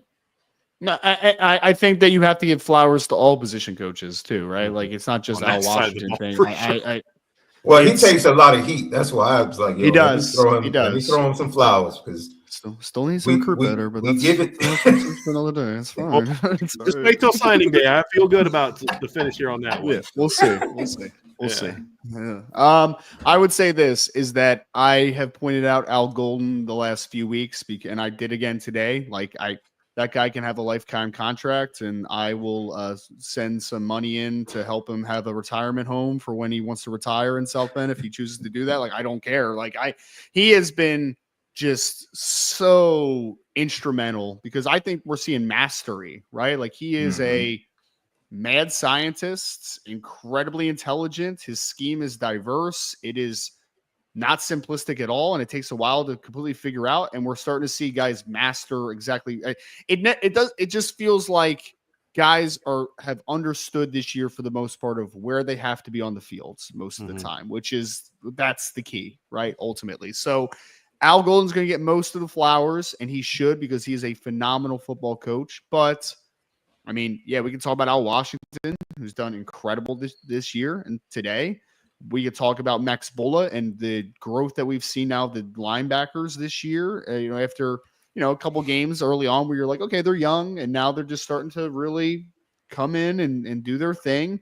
We could talk about what Mike Mickens has done at corner over the years, and now what he's doing at safety as well. And I mean, and honestly, like, the hiring on the defense side of the ball has been tremendous the last few years, because, I mean, you still have to give credit to Chris O'Leary and laying the foundation for a lot of the guys that are still in that room that played under him ultimately, right? So, yeah, I think that the defensive side of the ball, they've had home run hire pretty much after home run hire over the last couple of years, and those guys are coaching their butts off, obviously. Well, I'm going to say this too, Ryan, and I don't disagree with anything you're saying. I think partnerships are really important. And you think of like Mike Shanahan, in my opinion, is one of the most underrated and underappreciated offensive minds in all of football. I'm talking about the Mike Shanahan, the Broncos, not the one for Indiana. And you know, him being underrated is not the point of the conversation, but like him and Alex Gibbs were the perfect match with what he wanted to do offensively and with what Alex Gibbs was great at teaching. And I think the partnership of Al Golden and Mike Mickens is special. Because Ryan, everything you said about Al Golden is correct, but as we know, you can scheme it all up all you want, but you need to have the people to carry it out underneath you. And that's why I like about what Ryan said is all of them. But if you don't have an elite secondary, you can't do all the things he wants to do. And it's been impressive to watch that. I mean, you lose your preseason All-American corner and you don't miss a beat. We saw that last year when Cam Hart and Benjamin Morrison went down. Benjamin missed the game. Cam Hart gets hurt in the first quarter against Pitt, and Jaden Mickey and Christian Gray go out there and didn't look any different. And that's when you know you've arrived as a defense, guys, is when you miss when people go out and you're just like, oh, I didn't notice that, or it didn't look any different to me. And that's what we've seen. I mean, you know, and you had a defense today, fellas, that started a true freshman and two true sophomores. One of those true sophomores is basically a redshirt freshman because he didn't play a whole lot last year. And he almost had a second pick six of the season today in Adon Schuler. Right. And Adon doesn't do either one of you guys think, well, I'm Adon. Boy, he sure looked like a sophomore today. Like, nope. I mean, and that's a credit to this staff and their ability to just adapt so much every week, because like you said, they do a great job putting these guys in position. But I honestly felt today, guys, that we did see a little bit of sloppiness from the defense today. I thought they had a bit of an off day, which just speaks volumes to how good they are. That a game in which you held the first team offense to 220 yards and 7 points is an off day because without your All-American D tackle, without your All-American corner, without your number 1 and number 2 starting Vipers. You know what I mean? Like, it really is impressive what this defense can do, because yes, they have a star in Xavier Watts, but what makes this defense so special, guys, it's the sum of all the parts and the way they play together. And we've seen Al Golden be willing to adapt. Do you guys think that he blitzes as much with his linebackers this year as he did last year? I don't. I don't think the numbers bear that out, but he's not just running the same defense he ran last year and you just got new players and they're doing it. He's shown a level of adaptation the last couple of years that I don't know that I would have predicted he had in year one, to be honest with you. And it's been fun to watch. But this defense really, guys, what I loved about today is you look at the growth of this team. And I remember the Northern Illinois game, just watching that game thinking, this team is just not playing hard. They don't fight. They don't scrap. They're not physical. They don't play with a lot of fire. And you fast forward to what we've seen over the last month and a half, 2 months since then, and it's a completely different group. And they're still just ascending, guys, because what makes this defense different and why I think they're not like last year, I think they were just kind of like this all year because they were so veteran. They were just really good. This defense, I feel like, is just kind of just gets better and better and better and better and better because it's so young. And there's more room for in-season growth from Christian Gray than what you would have seen last year from Cam Hart. Cam Hart was just a dude start to finish. You know what I mean? Like, he just was just that guy from start to finish. 2022, a little different story for Cam because he was still kind of a sophomore as a corner, even though he was older as a player, but sophomore as a corner. Didn't start off great and got better and better and better and better and better. And then in 23, he just was a dude all the time. And that's kind of how, like with Christian Gray and Leonard Moore, it's like they just keep getting better each week. And I thought today the secondary just gave that poor Virginia quarterback so many problems. Like, if you go back and watch it, and Ryan, I'm very curious if you come to the same conclusion when you watch the film that I did live. There were times when the quarterback is here, and if you pause the screen, it's going to look open. And by the time the ball gets to the receiver, it's not open anymore. And it is just that is a really frustrating feeling for a quarterback, guys. Like, why'd you throw it there, Coach? When I went like this, he was open. You know what I mean? By the time the ball got there, it wasn't open anymore. And that just speaks to the Ryan, what you talked about They just know where to be. They're good at baiting, and they're just so freaking fast that it just adds that little final element to it. Yeah, long and fast. I mean, we've talked about it for years at this point. Like, guys have great recovery skills, and when you have the length and explosiveness that this team has, and compare that to general understanding of field awareness and where to be on the field, I mean, like, that's that perfect marriage ultimately, right? So it's been awesome to see. I mean, like, I thought Leonard Moore would be good filling in for Benjamin Morrison, but the fact that he has been able to be as good as he has been, I mean, and like, we can even talk about and Christian Gray, I thought, was very good today because, the one long pass he gave up actually shouldn't have been a catch, but that's a different conversation probably for some different time, right? But like, this defense, I think, is just, generally speaking, in the secondary especially, has adopted the general understanding for everything that they are supposed to be seeing on the football field. And when that athleticism is combined with that understanding for where to be on the football field, that's when you have special outcomes. Why is Notre Dame turning other teams over at a historic rate, right? Like, why are they doing things that we haven't seen generally from that perspective? It's because they understand where they should be at all times, right? And the length and that athleticism is taking over to create turnovers. What, they have 5 turnovers today that they forced? I mean, it's just, and for years we were talking about this team not being able to force turnovers, where we're like, man, this team just doesn't force turnovers. Like, they just don't. And now remember, it's like, year one, Ryan, they didn't get their first turnover to like game 4 or 5. It was a BYU game in like game 4. No, that would have been game 5. Because remember, Tariq Bracy picked that pass off at the beginning of that game. It was like, this is the first interception they had all year. And that was game 5. BYU, right? Was that BYU? Yeah, game 5. Yeah. Because they played Ohio State, Marshall, Cal, and Carolina before that game. And now it's like they don't get a pick, and you're like, what? They didn't get a pick today?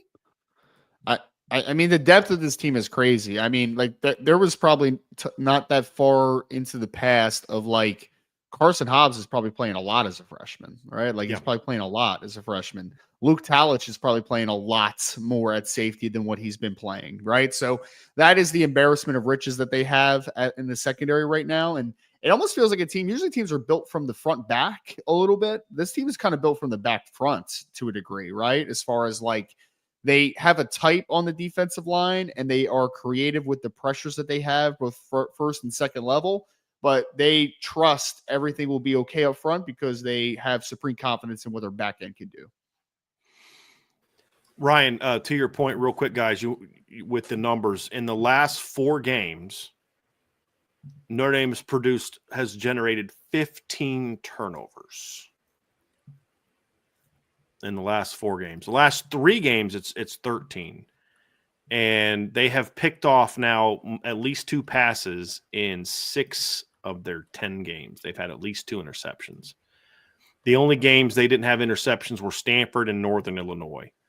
They've picked off in the last 4 games, so Georgia Tech, Navy, Florida State, and today, they've picked off 8 passes in their last 4 games.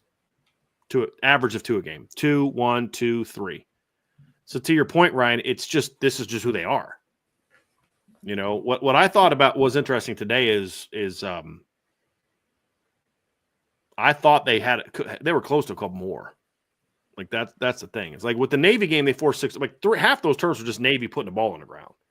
Today, every single turnover was forced, in my opinion. Like, meaning somebody did something to lead to a mistake or you know what I mean? A Drake pressure had the forced fumble on the punts. Right. That could have Rod been Hurd puts his helmet on the football, knocks it out. Somebody pressures the quarterback, forces him to crush his read, and somebody's, you know what I mean? It's like they weren't those things. They were just constantly just like, dude, they were over. That's what I was saying earlier. Like, they just overwhelmed these teams, Sean. It's just, you watch these teams, you almost feel bad for them, and it's just dominant. It's almost like watching that old UNLV team that used to press full court. It's like, it's not always about the turnovers. They just speed you up. They just force you to, make bad mistakes, make bad shots. In their prime as well. Remember that? Absolutely. And that's, you talk about Calandria, like, from a cover standpoint, pre-snap, Al Golden had him confused, right? Which is what caused him to pause a lot of times because he thought he saw one thing. Adon baited him because he was dropping down anyway and pretty much was reading his eyes. And everything that they thought they had, it's almost like Al Golden is forcing teams to do what he wants them to do instead of what they would like to do, right? And we're seeing a lot of teams come out early with trick plays, like early in the game, just to see if they can get a chunk play, just to see if they can get Notre Dame on their heels. In the run game, they lost for the second consecutive week, I think on 3rd and longs, giving up like the draw plays up the middle. I'm like, all right, I don't like seeing that, but they give up leverage on the edge a couple of times in the run game. You don't like seeing that, but and like you said, when you say that, it's probably what, the second, maybe the third worst performance all year as a defense, and it still was able to. And I love Al Golden at the end of the game. He looked like he wanted a piece of Tony Elliott for calling that timeout. Yeah, he was like, "Yo, that's bull." It's just from a coaching standpoint. He had his kids in there. Kenny Urlacher makes a big stop. He's thinking they're going to. I don't agree with him though. I mean, no, I don't. Tony Elliott is trying to. He should coach that way. Yeah. But that's just Al Golden. I'm totally fine with Al Golden feeling that way, and I'm totally fine with what Tony Elliott did. Absolutely. Yeah. Absolutely. Yeah. So, but you guys hit it on the nail, man. This defense, some of its parts are greater, and I'm just excited about all of these different parts because they have a defense where you're not focused on just one or two players. Literally, it's players all over the place making plays. You know how we talk about the offense, who's going to be the guy? It's like you go into every game saying that everybody that lines up can make a play. Like everybody on this defense at some point can make a play. And that is a really comfortable feeling to have as a play caller, to know that you can trust that when I make this call, somebody's going to make a play. I forget, I tell you all the time, the conversation I had with, I think it was either Shane Walton or Derek Curry. They were talking about that defense in Willingham's first year when they got off to that start. Yeah, they were like, yo, Kent Bear would call stuff and we would be like, man, make a play. Make a play. Because we don't think that's the right call, but make a play. Somebody make a play.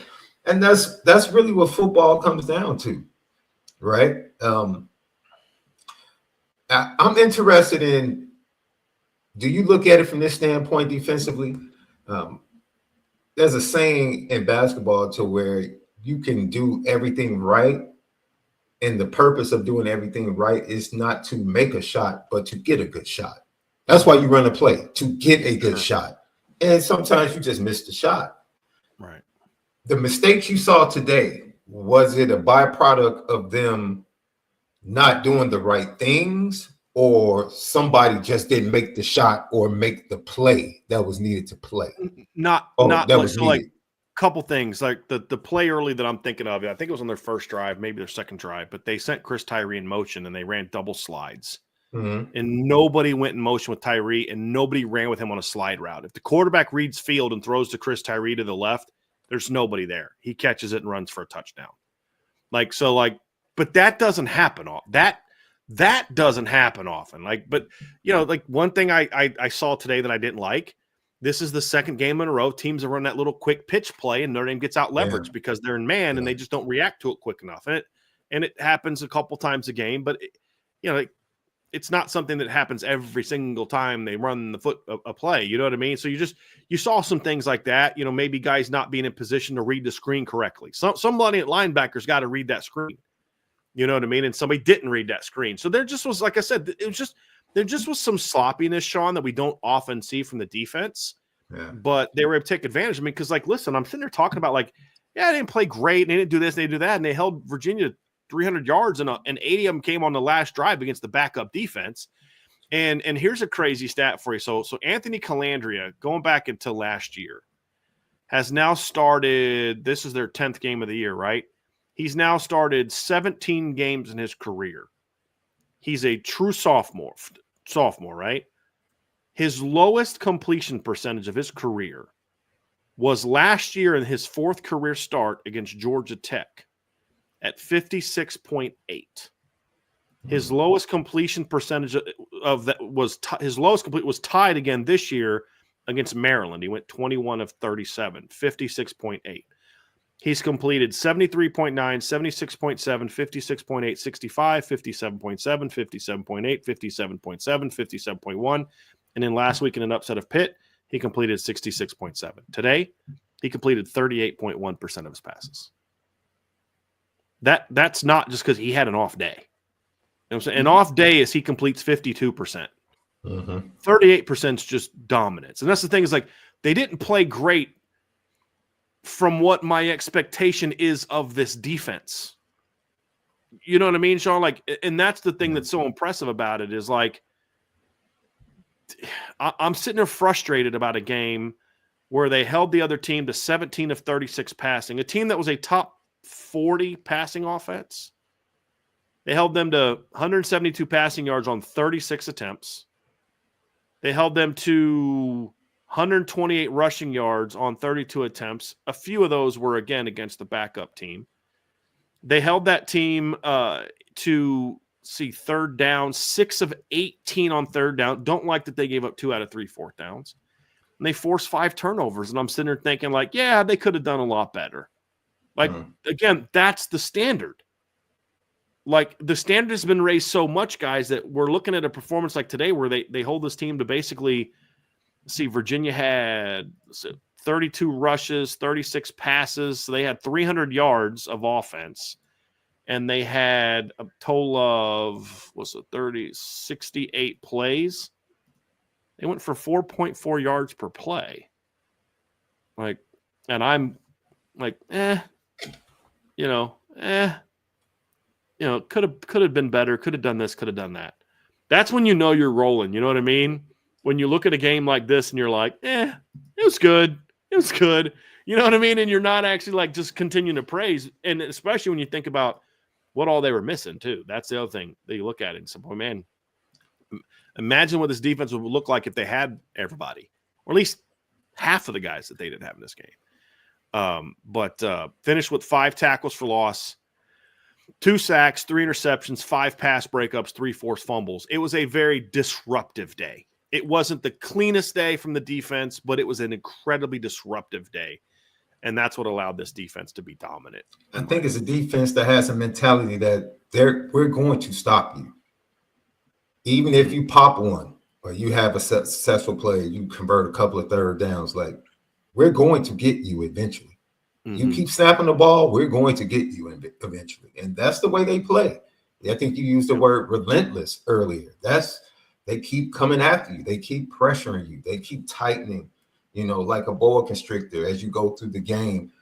And before you know it, like I think the defense probably would have been unleashed if the offense had converted and put more points on the board, right? Because now who knows what Virginia goes to offensively. So I really think the way this defense is playing, if this is going to be that game you're talking about, well, they really didn't play well.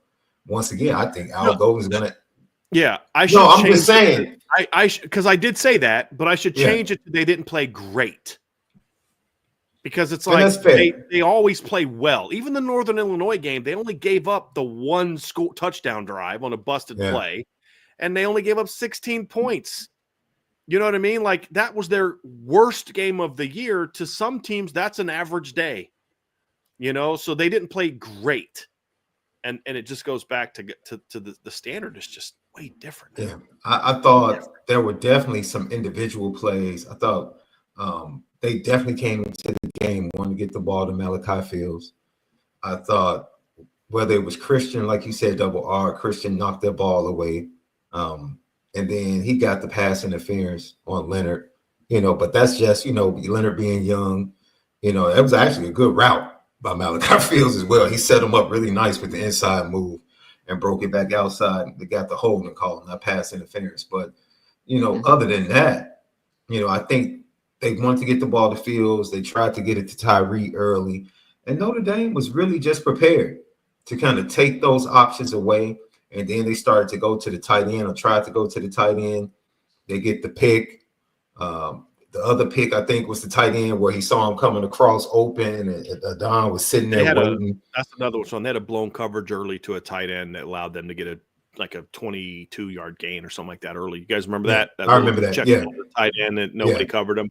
It was stuff like that early that you're just. That was like was that a 3rd and long or something that ended up being a 4th and short, or a 2nd and long that ended up being a 3rd and short? The one I'm thinking of was I think went for a first down. Okay. But that's another one though. Like there just was a few plays like that early, I thought. Yeah. But yeah. You could sit up here and say that, but ultimately, I think the overall game plan, I think they executed, and I think that's all you can ask from a unit. Like, here's the game plan. This is what we want to do going into this game. And week to week, they execute that. And within that, it probably wasn't the best execution they've had. But, as far as executing the overall game plan, they consistently do that week to week, and they did it once again today. So, Ryan, real quick, Malachi Fields today had 4 catches for 81 yards, but he was targeted 8 times. So they didn't allow it to be efficient. What was one of our keys yesterday, Ryan, to victory was make the pass game inefficient. And they certainly did that today. They did. Yeah. I mean, and everybody knows that it's Malachi Fields or not much else outside of Malachi Fields, right? Like that's their guy ultimately. So I think that the long catch obviously should not have stood if they would have, looked at it or challenged it or whatever. But regardless, the only other big play outside of that I really remember is the RPO slant that they hit on him where he broke a tackle early, and wasn't he it? took a few guys. Yeah. So he's a good football player, man. Yeah. He is. And he's 6'4", 220, and he's a big kid, and he'll get an NFL opportunity, obviously, and he'll get a nice look. So he's talented. They have a couple of talented players, but I think for the most part, you saw the difference in this game was just the speed, differentiation between Notre Dame's defense and Virginia's offense. Like Virginia just doesn't have enough speed right now. They don't. Like if they had the Malik Washington kid that they had last year that's on the Miami Dolphins, this game may have been a little bit differently as far as like how you match up against them offensively, but they just had a massive speed speed gap today between them and what Virginia has. Did you guys have the same reaction I did when Leonard Moore came back on the field after he got dinged? Because did you see how that offensive lineman hit him and his neck went like this and he was holding his neck as he was walking off the field? And I'm thinking, oh crap, you got to be kidding me. And when I saw him run out in the field next, it was on his interception, Ryan. Like he was going out of bounds and the offensive lineman came up and hit him, and he hit him in the head and his neck went like that. And he was like, I almost thought he was concussed because he was kind of a little bit wobbly. And then you could see him going like this, holding the back of his neck. I'm thinking, you got to be kidding me. They took him into the tent and checked him out. Yeah, and he came right. He was back on the field, and I was like, oh, thank God, because that was like that's the one side you're like, no, it just can't have that. We cannot have that. But he was he's turned out to be a really heck of a player, and I what I love about that secondary is it's like, who do you go after? I'm like, who do you go after? I haven't heard Jordan Clark's name the last 2 weeks, except for that one interception, because I feel like teams are just like, yeah, we're not throwing at that guy anymore. You know what I mean? It's just like, who do you go after? I mean, I would throw at 15. I mean, if I had to throw at 1, I would still throw at the true freshman. Yeah. I mean, that's just naturally not that it's a good strategy necessarily, but like that is the best bet in my opinion. So what I meant was, who do you feel you can go after to have success? You know what I mean? Because it's like when Benjamin was playing, you're like, okay, let's go at 29. Remember early in the year when teams kept throwing at Christian?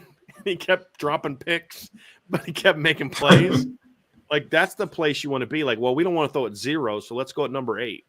Well, may not want to do that again. I think that's what we talked about it again, and today was a perfect example. Is it's they take Drake Bowen off the field and they don't miss a beat. They take Jack Kaiser off the field, they don't miss a beat. I thought Jack played pretty well today as well. You take Howard Cross goes down with an injury and Donovan Heinisch comes in, you don't miss a beat. It's like you take RJ Open has the best game he's had in Notre Dame uniform. He comes off the field, you're better. When the other kid's on the field, it's I think that's just the kind of thing. It's just makes us. I mean, Jaden Osbury today was just all over the field today. I thought he gets really well. Jaden gets an assist on that interception because he forced it. That wasn't Jaden. Scratch that. I was thinking about something totally different. But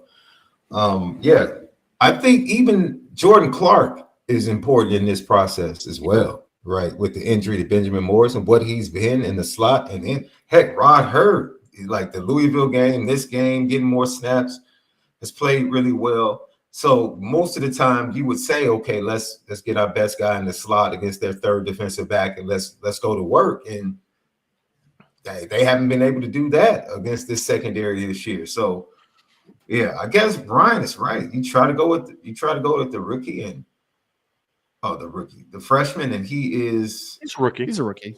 Yeah. He is. I think he's better than I thought he would be, even when he replaced Ben, because I expected he's consistent.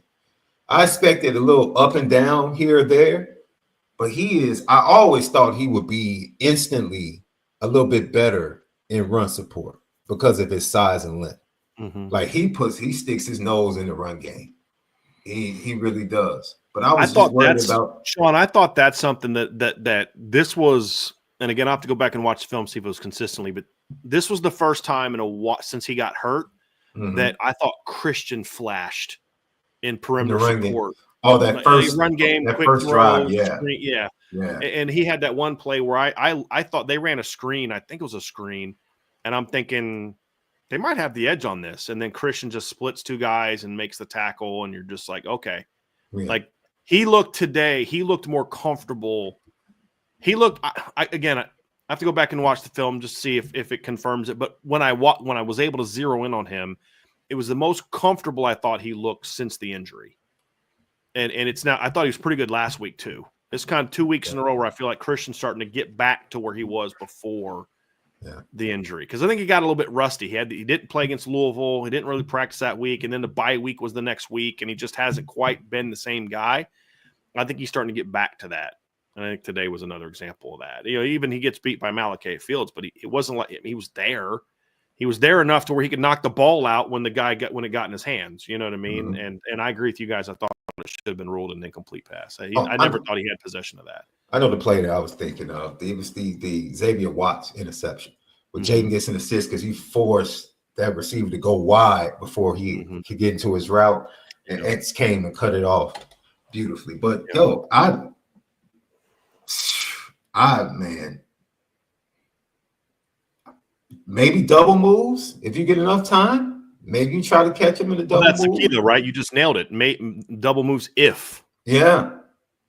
Like they tried to catch the covers they had on the trick play with the pass, the backwards pass, and they tried to go deep. Almost picked it off. It was like two defenders there, like in perfect. Because they do a lot of that stuff, and they were ready for it. There was another play in the first quarter where Calandria threw a deep ball, and the wind caught it, and it sailed him. If it doesn't take it and sail him by 5 or 6 yards, Xavier's about to pick it off. I mean, like that's what I kept saying. Like there's a couple other opportunities where I thought, they had a tip pass that Xavier almost caught. He almost picked another deep ball. He was in position to pick off that one deep ball if Calandria didn't sail it. Like you could tell it was what I'm talking about. He rolled left and just like launched it as far as he could, and it got up in the stream and it sailed, man. Because the wind wasn't real bad on the field, it was bad up high. And if you got it up there, it was going to take it or kill it. Yeah. And if he doesn't, I mean, it gets picked off. I mean, that's the thing is like Ryan talked about. They had 5 turnovers. They could have had more. That was another fumble that they recovered. Remember, was it on a punt? Another fumble on a punt that they forced that they didn't recover. Yeah.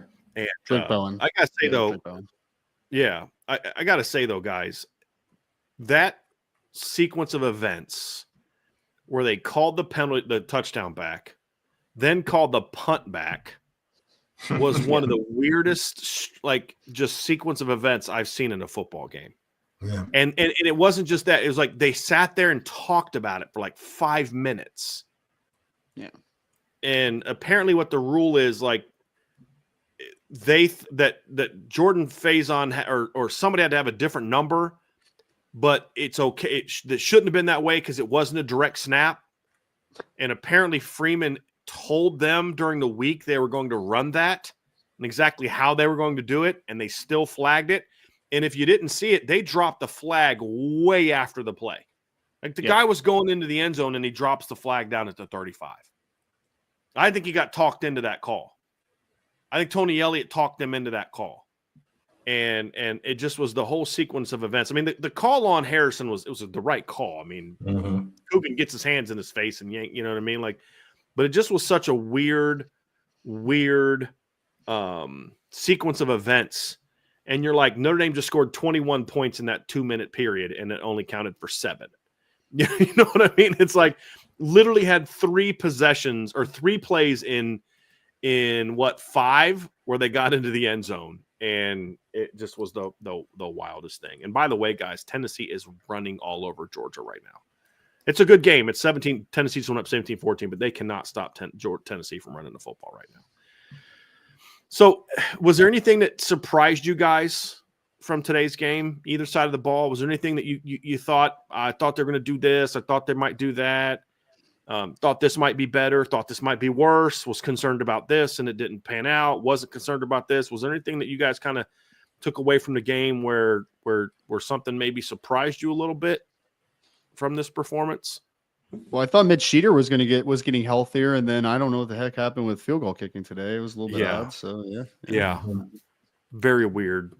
Very weird. They're going to have to get him healthy, guys. We can wrap it up with special teams here real quick, but I mean, it's way too inconsistent for me. He great. He comes up with some really cool fakes and stuff like that, but like I'll sacrifice all that stuff for a guy that just they make all their field goals. They don't turn the ball over on special teams. I mean, we again, against a better team, this stuff could kill you. And this isn't the first time. When we saw this against Louisville. And try doing that in the semifinals against Ohio State. You know what I mean? And do something like that. Go ahead, Ryan. And just stop with the different operations as far as punting. Just let James Rendell punt. He's pretty good when you just let him punt. When they let him freaking kick. Ryan, do you guys know the boom that he had? That was into the wind. It was a rocket, yeah. That was into the wind. With all the speed you have to cover punts as well, like just let him punt. Like stop with the rugby stuff. Stop with the delayed stuff. It's overcoaching, Ryan. It's overcoaching. Let me show how smart I am that I can do this. Yeah. I don't understand it. And whenever they have let him punt like that, he normally booms the heck out of it. Sean, that's what that kick was what you and I were seeing in practice that one day where we're like, all the time. Yes. Like every kick was high and deep. And to Ryan's point, with your athletes in coverage, like why not do that? It just I'm cool without kicking coverage with the speed that Notre Dame has on the team. Right. Like they'll rally. You're good, man. Right. We're good. Right. It's very frustrating to watch the special teams because to Ryan's point, there's a lot of speed on this team at safety and linebacker and all the positions you need for great special teams. Mm-hmm. They just outthink themselves. And they're just – it's just sloppy. And it's like that week after week. I mean, you muffed the punt today, and you had a muffed punt kickoff against Louisville, and there was another one. What was the other game where they had another fumble on a kickoff, I'm pretty sure, or a punt recently? Louisville, they fumbled the kickoff. The opening kickoff, yeah. There's another one besides that. Like recently, I feel like I'm forgetting something. I feel like there was another punt or a kickoff where they did so. And then and then some of the stuff that you do, you have that big long return on the reverse on the kick return. Who was that? Was that against Northern Illinois? And it comes back because of a penalty. Mm-hmm. And you run the play today and it gets called back from a penalty. Whether it should just too much of that stuff happens, man. It's like right now the best thing that they're known for is trick plays and almost blocking punts because they almost block a lot of punts. And it just gets frustrating. It gets frustrating to see that kind of stuff. You know what I mean? It's like it doesn't hurt them now, but that's the kind of thing. Like those kind of fumbles could hurt you a lot more in a bigger game. Like I'll give that to some people. Like like the receiver drops didn't hurt you today, but you can't do that stuff when you're playing Ohio State in the semis or Oregon or Georgia or Tennessee or Texas or whatever the case may be. You can't have that stuff. Not with the consistency and in the big moments like we've seen them do those things in recent games. You can't have 78-yard touchdowns wiped off the board because you did a silly technical mistake. Yeah. You can't have that kind of stuff, man. You can't. Well, we graduated from fair catch, but now it's like, can we get some type of big time athlete back there? Like, can we please get a playmaker at punt return? It is. They've given up on punt return. They've given up on returning punts, in my opinion. I talked about this on Twitter earlier, Sean. They are so aggressive to try to punt, to try to block the punts. Block, yes. They don't have any blocking, so they're just like, we're just going to put a guy that's typically shorthanded back there and just let him field everything, right? Like that's all we're doing. Like because Hurleman actually had a really nice return going on the one. Like he broke a tackle, spun out of it, and then it's like 4 other guys there because it's like nobody's blocking. Like when you don't have any blocking. Yeah. Right. Yeah. And if you're not going to actually block any of these punts, Ryan, that's my whole point. Like that's why I say it's sarcastic. Like if you're not going to actually get to some of those, then what are you doing? And it's also, I mean, in like the muff punt, like obviously like you can't let that happen, right? Like you can't let it hit your chest and clank off or whatever, but it's also like nobody else is back there to even help you recover though. You know what I mean? Like it's just, I don't get it. I don't get that at all. Like, yeah, I don't know. Agreed. Just fair catch everything if that's what you're going to do. Like just fair catch everything, but I don't know, whatever. Yep. I'm with you. So, hey guys, that's going to be the defensive part. We got a few super chats here we're going to get to before we get out of here. But before we get to that, folks, do me a favor, hit that like button, hit the subscribe button, hit the notification bell, share this podcast, give us a 5-star review. And as always, make sure you sign up for the message boards at boards.irishbreakdown.com. So obviously we got some super chats here from the folks here today, guys. Some people excited about the win. Let's get to my guy, Joe Papiti. Joe, thank you so much for the super chat. Sloppy game, hard to win by that much and come away with a bad taste in your mouth. I'll never give back a W, but the Irish need to be much better if they plan on making noise come playoffs time. This is my point. This is my problem with that is I don't disagree with you guys, but you can't, you got to, like, the only things that I get frustrated about are things that are trends that happen over and over and over, because those things are more likely to pop up in that moment. Because the focus for a November 16th game against Virginia will not be the same if Ohio State was coming to the stadium today, right? Like that's the thing. And when things aren't normal, like they just kind of happen today and they haven't happened a lot, I don't get worried about those things happening again until they become a trend. So I understand all that, but I mean, there's a lot of things Ohio State did today where you say, you do that against Notre Dame, you're going to be in trouble. Texas today, you play like that against Notre Dame, you're going to get beat by 2-3 touchdowns. I mean, that's kind of everybody's having that. I'm watching Georgia and Tennessee make mistakes. That's football, right? And so some of those things, you're right, Joe. There's certainly the drops got to get cleaned up. The penalties, the drive-killing penalties, has to get cleaned up. Some of those things certainly have to get cleaned up. I just think sometimes maybe we can lose context as if like Notre Dame's the only good team that's having these type of things, and I don't necessarily believe that to be true, but.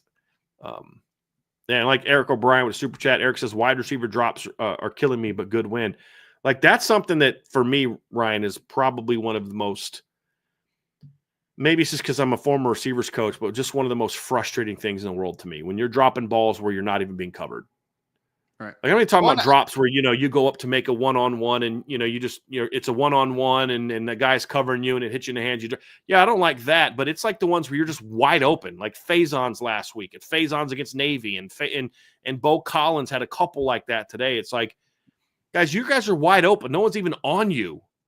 Yeah. And you're having these type of drops. That is frustrating for me. Very frustrating for me. I think wide receiver in general is just got a little bit of a problem right now, especially today. Like, I mean, it just is.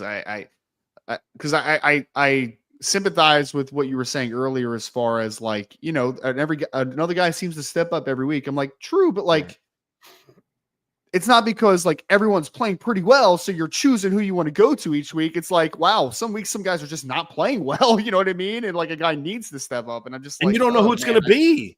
You don't know who's going to step up this week and who's going to play poorly this week. I can't, that's what makes it tough, Ryan, is because you don't know who it's going to be from week to week. I almost put it on Twitter, but I didn't feel like having the headache, so I didn't want to do it. But like, I'm just like, oh man, Riley Leonard's fault today. Like that, oh man, like on one of the bad drops, I'm like, oh man, what a bad ball by Riley Leonard, even though it was perfectly in his hands. It's just like, as a fan base, we can never have, and this is just a collective, not one person individually, but like as a collective, I feel like we always just fixate on one guy. It's that one guy's fault, right? It's all his fault. It's all Riley Leonard's fault. And I'm just like, guys, like we need layers to this conversation. Like Riley Leonard had some bad plays today, but for the most part, he played a pretty good football game. I feel like the wide receivers did not help him a lot today. Like they just did not help him a lot. I mean, if you I mean, we talk about the penalty, that's a different conversation, but like even just the 4 drops that I counted, there may have been one more, but like the 4 drops, that changes a little bit of the flow of the football game. I saw someone in the chat say like, I couldn't watch the game because it didn't have a flow. Well, yeah, because penalties and drops, that's why it didn't have a flow. Like that killed the flow all day. It killed it.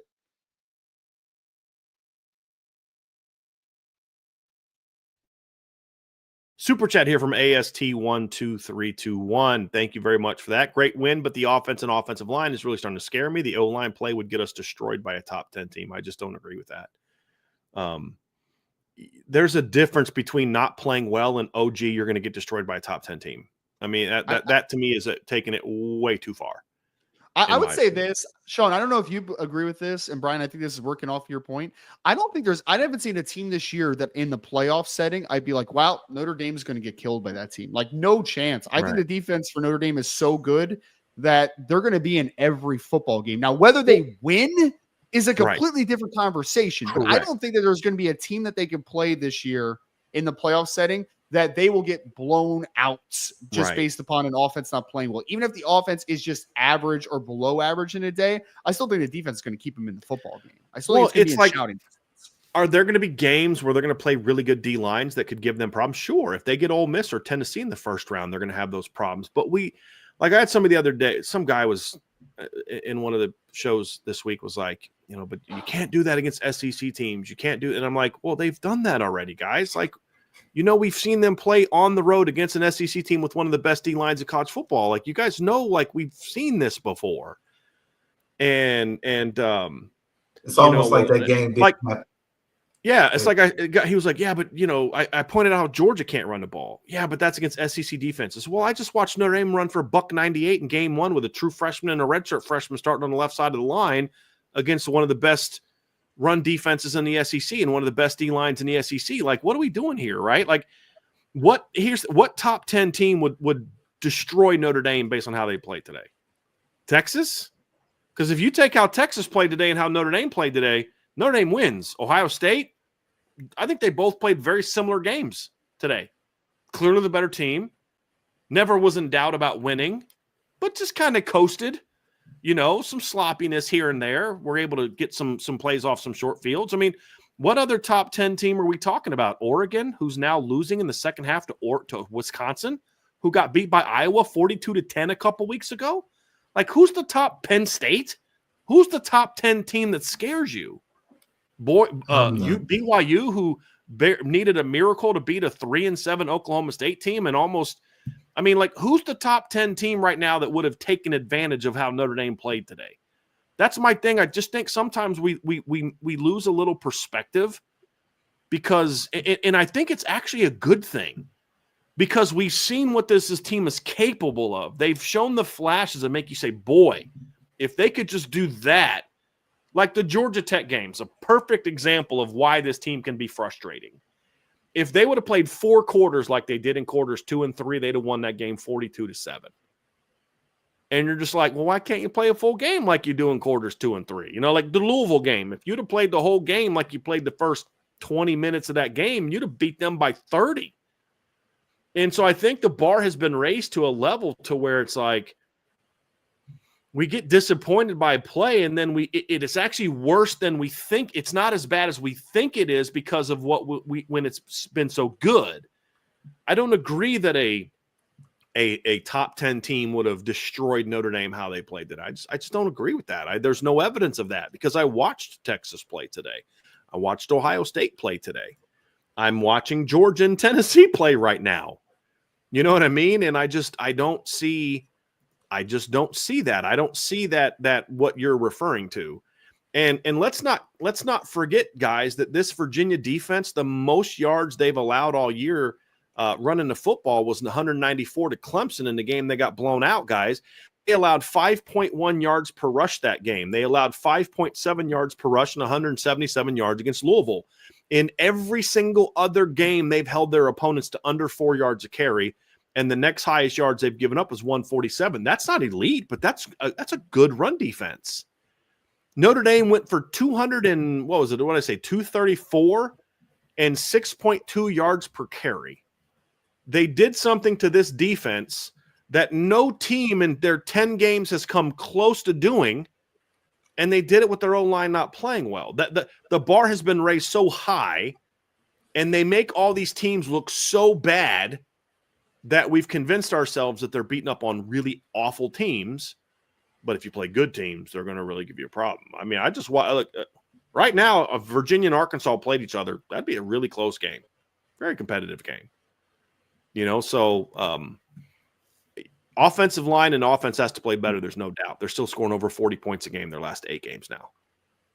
Guys, you know what I mean? Like, Iden Benami, thank you for Super Chat. Sean is spot on. There you go, Mr. Davis. Iden says you're spot on. Great wake-up game for us. I will continue to be positive, survive and advance, baby. Keep battling. Why Aeneas more than same as Jay Price? Well, it's different situations. Jadarian or Aeneas is in there in their third down package, whether it be third down or pass. There's certain just passing looks. That's why he does that more. And I just love it that, survive and advance in a game they won by 21. You know what I mean? It's like we kind of act like they just barely scraped by and, hit a game-winning, walk-off field goal to win the game. Like it was 35-0 at one point in time in the second half. Yeah, they're definitely surviving and advancing. Eric Carroll with a super chat. Thank you, Eric, very, very much. I love it when they do these score super chats. Happy with the win. Scared to think what this offense could do if they figure out their A game. I mean, that's spot on, Ryan. Like that's what we were talking about earlier. Like if this team is yet to play an A game, in my opinion. Even Purdue and Navy, I don't think those were A games. They were just way better athletically than those teams, and just the talent. And they were B plus, maybe A- games. But this offense has yet to play that game where they just click. They're just wow. In a field of parity, which is what college football is now, at a highest level that we've ever seen, it only matters who's playing the best at the right time. That's right. All that is ultimately going to matter. So if Notre Dame is playing their best version of themselves in January, then I think we'll have a chance. But if they're not playing their best version in January, then we won't have a chance. I mean, that's all it's going to come down to. If this is their peak and the rest is going to kind of be like this, then you're absolutely right. Absolutely. Yeah. I mean, it's like, Ryan, we've seen the NFL, right? We've seen 9-7 teams like the Cardinals kind of finish hot and get to the Super Bowl. We've seen, didn't the Giants win the Super Bowl one year, 9-7, right? I mean, it's just about, do you go into the season, playing well at the right times? You know what I mean? And that's absolutely right. You've got to be playing well going into the postseason. You don't want to be the best team in the country in September. You want to be the best team in the country going into the postseason. Like I think of, like, you guys remember the year right before the Broncos won their back-to-back Super Bowls, and they got upset by the Jaguars. People forget Denver was 1-2 in their last 3 games, and in one of the games they won, they beat the Raiders by 5, and the Raiders sucked. They weren't playing good. They were 13-3 and all that, but they were not playing good football going into the postseason, and they get upset by the Jaguars. Mm-hmm. That stuff kind of matters. They got blown out by the Packers. They got beat by the Chargers, who, were 8-8 that year. And you just kind of look at it that way. And then, the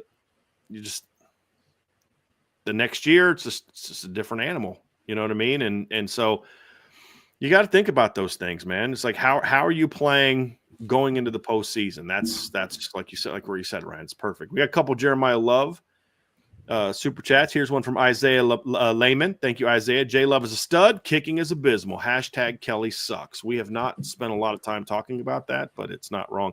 Guys, did you see this? T Gunn sent me this tweet, guys. Ryan, did he send it to you as well? He did not, but I think I know what you're talking about. It's the post game one. Right? Yeah, the Florida one. Florida football put out a tweet. Brian Kelly about to slam the table against Florida State. And they said, please don't damage our tables, coach. Florida Gator football tweeted that out. That is so freaking great.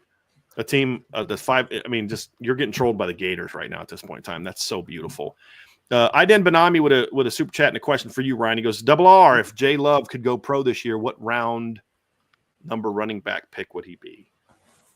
He'd have competition at running back 2 this year, I think. I mean, Ashton Jeanty from Boise State has kind of locked that conversation up, which is kind of his all-around game, contact balance, all that type of stuff. But, like, after him, it's a battle between Ollie Gordon, Quinshot Judkins, Travion Henderson. I like the DJ Giddens kid from Kansas State a lot. It's like it's a really deep running back class, but there's not there's Ashton Jeanty's a no-brainer first round running back, right? But there's no necessarily. I think that a lot of teams are going to have player X, player Y. It's going to be about just kind of your flavor, like what ice cream you like best. You know what I mean? Ultimately, so. I think that if he was out this year, I think there were some teams that would be like, oh, Jeremiah Love's running back too. I think that's possible. Now, would that be first round or would that be second rounds? More of a conversation? I think that that's a little bit of a different animal, but he would definitely, I think, be in that type of conversation because he just brings a skill set that like not a lot of running backs have to the table, which is obviously very exciting. Good stuff, guys. Good stuff. Speaking of right now, the number one team in the country is down 10-6 in the third quarter, and Wisconsin has the ball inside its 3rd and goal for Wisconsin right now. Wisconsin's bad too. They're not very good.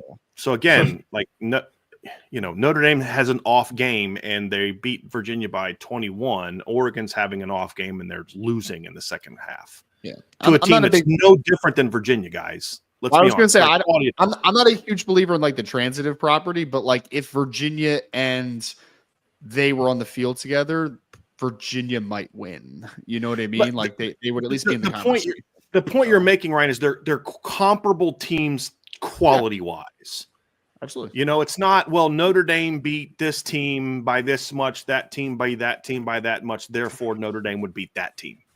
Right. But it's more of Notre Dame's plays poorly against a team like this, and they win by, we're talking about how pissed we were against them playing Miami of Ohio. Game they won by 25.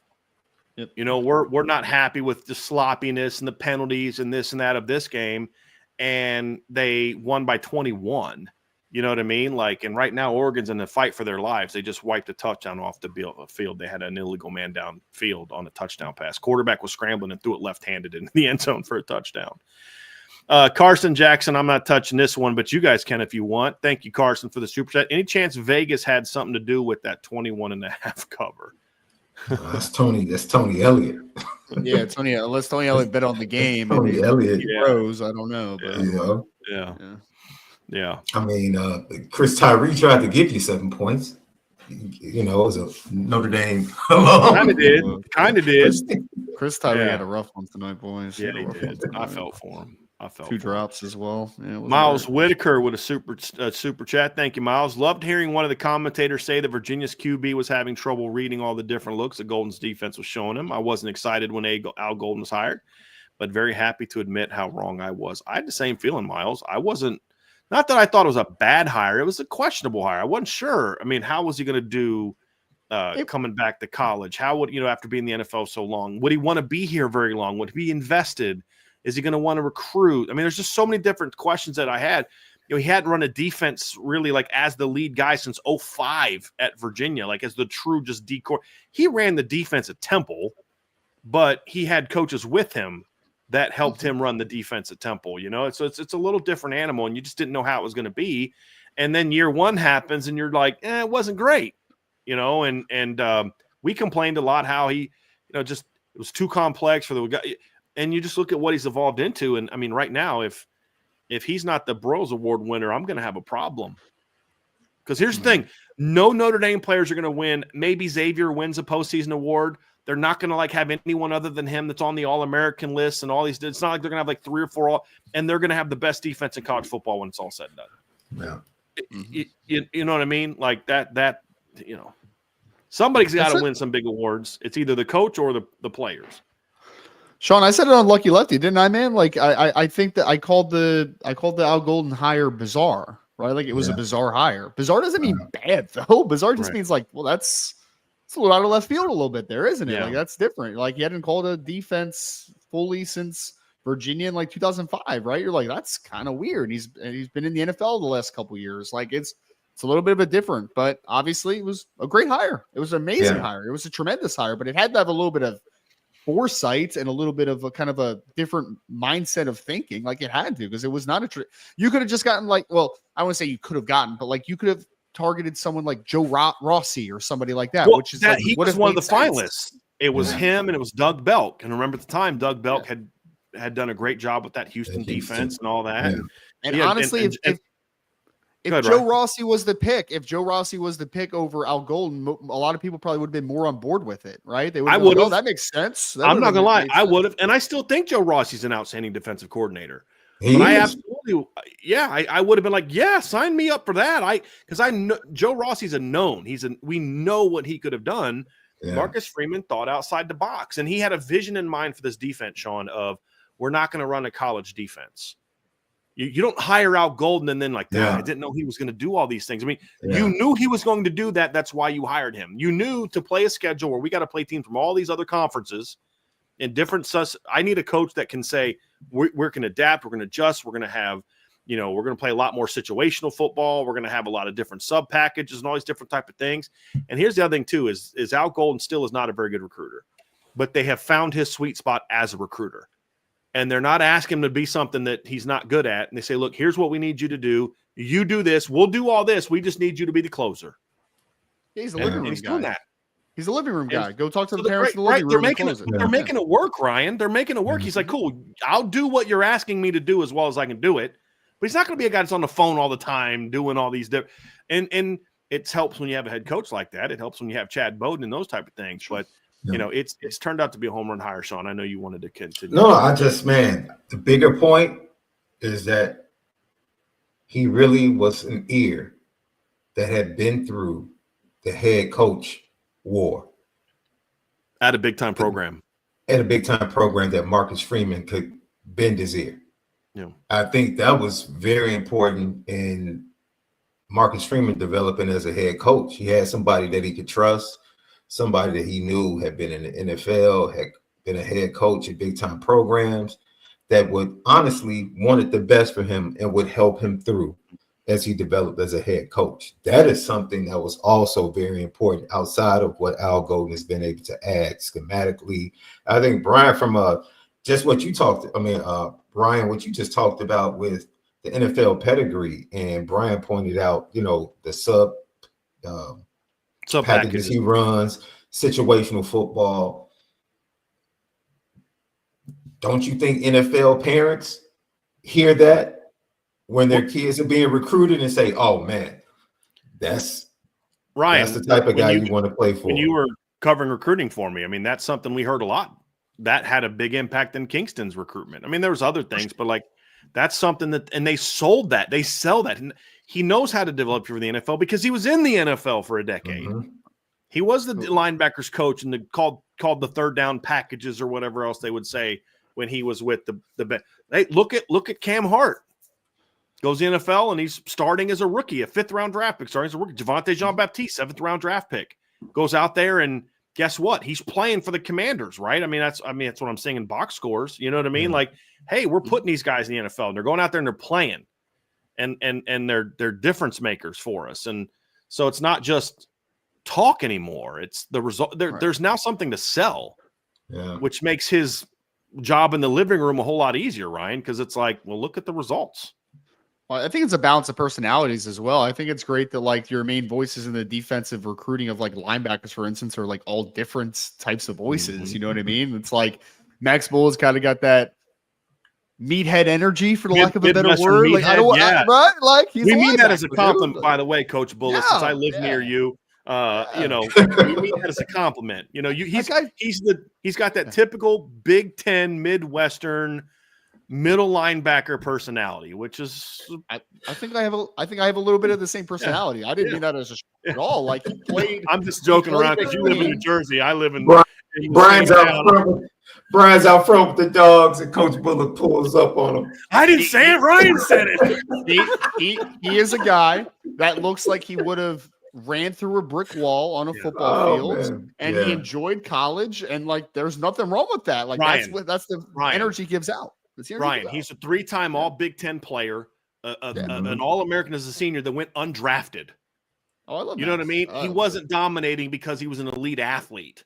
He was dominating because he would run through a wall. He was wicked smart, and he was physical as all get out.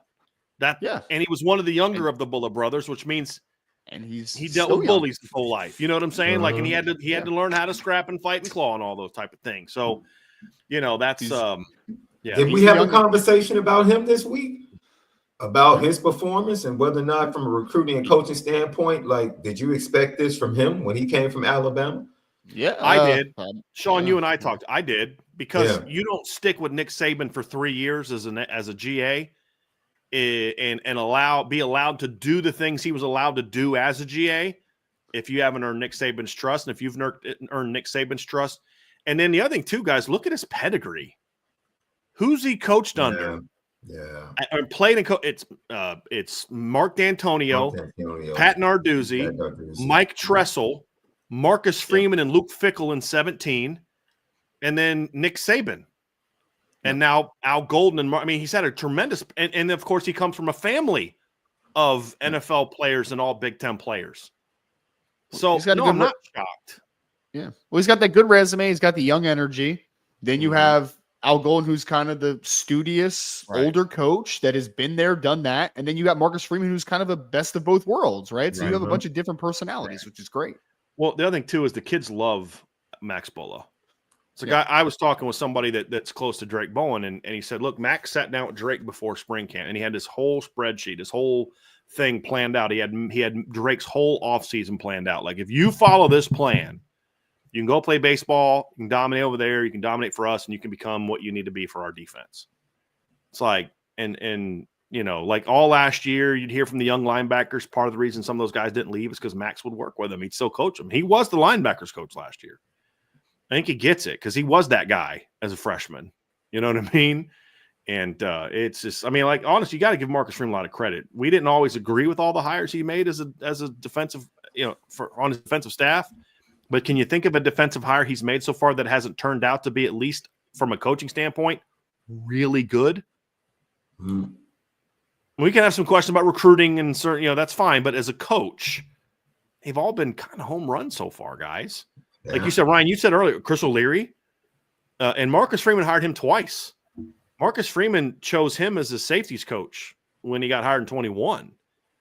And then, of course, he hires him again as when he was a head coach. And then Mike Mickens, who, even if Mike Mickens wasn't here before already, he would have brought him in. They coached together at Cincinnati, and they're from the same hometown, same high school. He brings in Al Washington, brings in Al Golden. James Laurinaitis' hire was, okay. And then he leaves and he brings in Max Bullough, which was a grand slam home run. And then the to not replace Chris O'Leary. Think about it, he had to make the decision to not replace Chris O'Leary with another safeties coach. He replaced Chris O'Leary with Max Bullough, and then makes Mike. And that the risk there of, okay, Mike Mickens has developed into the best corners coach in college football. Now we're going to mess with that a little bit. When we got a young cornerback room, we're going to mess with that, and we're going to make him coach the whole thing. How's it going to go? We don't. I mean, we thought that it was going to go well, but we didn't really know, and it's been huge. Yeah, and he's done a great job. That's why you feel like if Al Golden never did leave, you'd kind of feel like, okay, I trust that Coach Freeman's gonna make the right hire to replace him, whatever that may be. Jacob Steely with the super chat. Thank you, Jacob. Love the offense response after the fake punt. By the way, it could always be worse. Imagine having the best players in the country with 4 losses. A little dig at old Brian Kelly on that one. Guys, that's some guy told me on Twitter the other day, we were discussing things, and he's like, look, he had to rebuild after inheriting this. And I said, guys, he's not rebuilding, he's regressing. His first team was better than his second team, and his second team was better than his third team. That's not called rebuilding. That's called regression. Yeah. What do you have to rebuild? Well, because in fairness, they lost a lot of guys from that team he inherited. A lot of guys. He had like 30-something scholarship players. And my response was this. Marcus Freeman, I think I counted 15 of Notre Dame's 22 starters are guys that Marcus Freeman brought into the program after Brian Kelly left. Like, they're not guys that he inherited. You know what I mean? He's rebuilt this. I mean, look at the offense. Quarterback, running back, all 3 receiver spots, left tackle, left guard, right tackle are all guys that were not here when Brian Kelly was the head football coach. And the defense is a similar story. Outside and Xavier Watts was on Brian Kelly's team, but they didn't move. Marcus Freeman's the one that chose to move Xavier Watts to defense, not Brian Kelly, even though he was the head coach. He's completely rebuilt. This is not Brian Kelly winning in 2012 with a bunch of dudes he inherited from Charlie Weiss, like, Manti and Capron Lewis Moore and Tyler Eifert and Kyle Rudolph and Michael Floyd and Harrison Smith and all those guys, Zach Martin, Chris Watt, Theo Riddick, Sierra Wood. He inherited all those guys from Charlie. This isn't that. You know what I mean? But it's the year 2024 where not only do you have recruiting, you have the transfer portal and you have NIL. I don't want to hear about 6-4 in year 3 about rebuilding. Rebuilding is so much easier than it once was if you put the effort and if you hit on what you need to hit on. And he hasn't hit on it. He hasn't showed higher effort, and he's 6-4. I don't like it. There's just and LSU fans, luckily, a lot of them are starting to get it. They are. Some of them I've are, seen yeah. the responses. There's been a lot now that are like, maybe they had can we something be there. on, Maybe they do. Can we be honest about something else, Ryan? They're 6-4 right now. And if Lenore Sellers doesn't get injured, they lose to South Carolina. Oh, they get that. And can we also remind people of the fact that the only lead they had against Ole Miss was in overtime? Well, if they overturned an interception against South Carolina, that was very questionable. If that didn't happen, they probably still lose even without. Didn't they return that for a touchdown? Also, Ryan, I don't remember about that. I just back remember a long touchdown run also in that game. I thought it was a defensive touchdown. They should be 5-5 right now. They should be 5. They're closer to being 4-6 than they are 8-2. That's the point. Yeah, and I'm not giving anybody. And if Coach Freeman was 6-4 this year for Notre Dame, I'm not giving him a hair of like. Ryan, it's year 3. This summer. We said that this summer. No excuses because you lost this guy, this guy, this guy, this guy, this guy. You recruited these studs. You said they were big time players. Because before the season, we said we're going to learn a lot about Marcus Freeman's ability to recruit. And I don't mean landing guys we're excited about, but I mean guys that actually turn out to be good. Mm-hmm. Like we thought Drake Bowen was going to be good. We didn't know. We thought Leonard Moore was going to be good. We didn't know. I had him as a 4-star player, the 4.5-star upside. Right? We thought Jeremiah Love could be a lead back and Jadarian. And we thought they could be one of the best running back tandems in the country based off recruiting, but we didn't know. They had to kind of go prove it. There's a lot of these guys. Like Ryan, you thought Anthony Knapp was going to be a really good player at Notre Dame. I wasn't as high on him, but we didn't know he was going to be able to come in and handle, and I still don't think he's playing that well, but relative to what the expectations are and what he's been thrust into and how he's handled himself, you know what I mean? With like that's a 290-pound kid that's got to start as a true freshman against the schedule they've played against. And the first game is against the Texas A&M defensive line. There's a lot of these things where we thought these guys were good. We thought Boubacar could be a stud. We didn't know. We thought Adon Schuler could be a really good player. We thought Christian Gray could be a really good player. We didn't know. And we're going to find out if Marcus Freeman's eye for talent, his staff's eye for talent is as good as we thought it was. And guess what, guys? Ryan, the hit rate for the 23 class so far is ridiculous. That was great. Yeah. Guys, but every week we sit here and we talk about the same thing. We talk about the same thing. We talk about the same thing every single week. The fact that you froze on that. I was just happy the camera didn't fall down, to be honest. Hey, Brian, why is that? Maybe you're the problem. You know what I mean? Like, you got 3 chefs now. You can recruit the best players that want to win champion. Remember that little shot he took at Notre Dame players? Guys that want to win championships. Yeah. How's that going for you, Coach? Yeah. We lost the Heisman Trophy winner. That's why you lost 3 games with the Heisman Trophy winner. Guys, you lost 3 games with him last year. And 2 top number 1 receivers. We're pissed off because Notre Dame lost 3 games with Sam Hartman. You know what I mean? You guys are making excuses for losing 3 games with Jaden Daniels. If Notre Dame had Jaden Daniels last year, they don't lose a game. They don't lose a game in the regular season. They're 12-0. They'd have killed Ohio State if they had Jaden Daniels. They'd have killed Louisville and Clemson if they had Jaden Daniels. Are you kidding me? So, yeah, it's great, guys. I absolutely love it. Absolutely love it. It's just couldn't happen to a nicer guy. Good thing they kept the genius behind the offense, Joe Sloan, too. I'm glad that's why. That was that great talking point. Like, oh, well, he was really and Brian Kelly was telling a recruit this summer, guy that committed to LSU that that Notre Dame was recruiting. Well, Mike Denbrock wasn't really that's not his offense, my offense. And I said, well, was it his offense when Cincinnati came into Notre Dame in 2021 and coached circles around Notre Dame? Was you know what I mean? Like, well, and then now, well, why is Marcus Freeman's or Mike Denbrock's offense is doing pretty well and your offense is garbage? And I don't understand. Like, okay, you know. I don't want to open up a can of worms, but if it was up to Joe Sloan, they would have made a move to Garrett Nussmeier 2 years ago instead of James Daniels. So that's wow. Oh yeah. That tells you everything you need to know. Yeah. How's that working out for him? Talk about a kid regressing at the position. Oh, that's another trend with that head coach. Except for Jaden Daniels, of course, but right. Yeah. Well, yeah. There was one common denominator that was different on that one than some of the others. Bryrish Boy with a super chat. Thank you very much. Soccer season just ended. There has to be another Brandon Aubrey over there waiting for a chance to go Irish.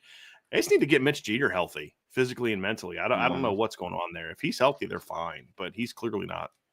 That ball's coming off funky, coming off his hand funky right now. So Oregon just tied it up. His issue was a hamstring, right? It was a hamstring. I think so. Yeah. Yeah. I think so. Yeah, got to get that right. All right, got another one. Jacob Steely. I'm with Ryan. Thank you for super chat, Jacob. I'm with Ryan. I'm bought into this team. A lot of people, not everybody, but a lot more people are starting to get there. Law Dog, super chat. How much of the lack of clicking on offense is play calling early, which seems disjointed? I don't necessarily agree with that. I mean, I thought the play calling early was fine. I mean, they've scored a touchdown. I mean, they scored a touchdown in their opening drive last week. They scored a touchdown on the opening drive against Navy. They scored a drive on their opening touchdown against Stanford. Or actually, they would have if it wasn't for a stupid penalty. Scored on their first 3 drives against Louisville. I mean, I think the one thing they've been good at is early play calling. It's once they get off the script at times, they don't necessarily able to keep that thing going. But the script has been usually pretty good. So, yeah. I don't know. Maybe the resources at Oregon or at LSU aren't good enough, guys. Maybe they need to step it up a little bit. Matt M. Somebody on the chat said something about that too. Matt M. with super chat. Thank you. After we are done here, I'm going to go watch the LSU Tiger beat post game because I'm petty sometimes. I'm with you. I promised them that I wasn't going to come into their show anymore, and at this point in time, it's just like it's not even fun now because it's so obvious and so bad. It's not even fun. You know what I mean? It's like, you know, when you're playing a team. And we've all been there where you're playing a team and you're just killing them. And it's not because you're just playing so well. It's just like, these guys are awful. It's not as much fun when you're dominating a team that's like actually good. That's kind of how I feel right now going into that chat. So one of the co-hosts has kind of become resigned to the fact that this isn't looking good. The other one is always, well, you never know, you know, the portal can change everything. Yeah. Like, dude. Yeah. Okay. Yeah. It's just, guys, it's okay to say, you were wrong. We were right. It's okay to say that. Yeah, it's okay to say that. We'll respect you. We'll respect you even more then. Like, you know what? Apologies. And I told the guy when I DM'd him, I said, look, man, the problem is you guys talk so much, like you guys said so much like negative personal crap. So instead of like engaging us, like you have me on your show, we have a conversation. It goes a certain way. And instead of engaging with me, you wait till I'm off the show and then you start yapping a little bit. Then you start running your mouth on Twitter a little bit. And it's like, why can't you just, hey, man, like, why do you feel this way? You think he's not going to win a title? And I'll tell you why. So it was never about LSU. I also like the fact that he now says it was a dumpster fire. Kelly inherited a dumpster fire. When I said that, he got pissed off. You know, it's like, well, I'm not saying they are now, but, you know, it was never, we tried to warn you guys. Like, we were trying to tell you guys. This wasn't like, you know, jilted lover syndrome, they would always say. It's not that at all. I covered this guy for 12 years. I know exactly what you're getting. And hey, Sean, I'm getting Denny Green vibes. He is what we said, what we knew he was. You know what I mean? Like he is what we said he is. Guys, this is not hard. It's not hard. This is the same crap that happened to Notre Dame. Hey, guys, don't we have a roster for the freshmen and sophomores playing? Yes. This is not. Are his freshmen and sophomores doing anything? I'm just asking. Yeah. Well, apparently they're uncoachable, and who the f do they think they are? That's apparently what Brian Kelly said. Screamed at Chris Hill. Like, this is my thing, though, guys. It's like Marcus Freeman's not. This is what happens when people don't know about any other team except their own. I've had LSU people say, "Well, Freeman's winning because of what Kelly left him," and completely unaware that like everyone that's good at Notre Dame outside of the 2D tackles and Jack Kaiser is a guy that never played for Marcus Freeman, or I mean Brian Kelly, and especially in the role they're in now. And it's really last super chat here from Trevor Rocket. Trev, hope you're doing good, man. Brian, Sean, and Ryan, just well done tonight, lads. Great insight and perspective as always. Really looking forward to the game next Saturday night in prime time. Just to remind you guys, actually, I will be part of that show as well, because Trevor's going to cover the road game this week in New York, so I'll be here. So we'll have some fun after that. We'll have Vince back next week. I do not believe Vince has a visit next week, but we'll find out. But I know I'll be there. Sean, I think you'll be there. Ryan, I think you'll be there. We'll all be ready to have some fun. And hopefully we're talking about another Notre Dame W next weekend against the top 20. It'll be a top 25 matchup, fellas, because Army was off this week. So they will be ranked. I'm curious if Tulane flips them. I mean, Tulane's 25, Army's 24. I'm very curious if they flip them. They're both going to go up at least a spot because Missouri lost again.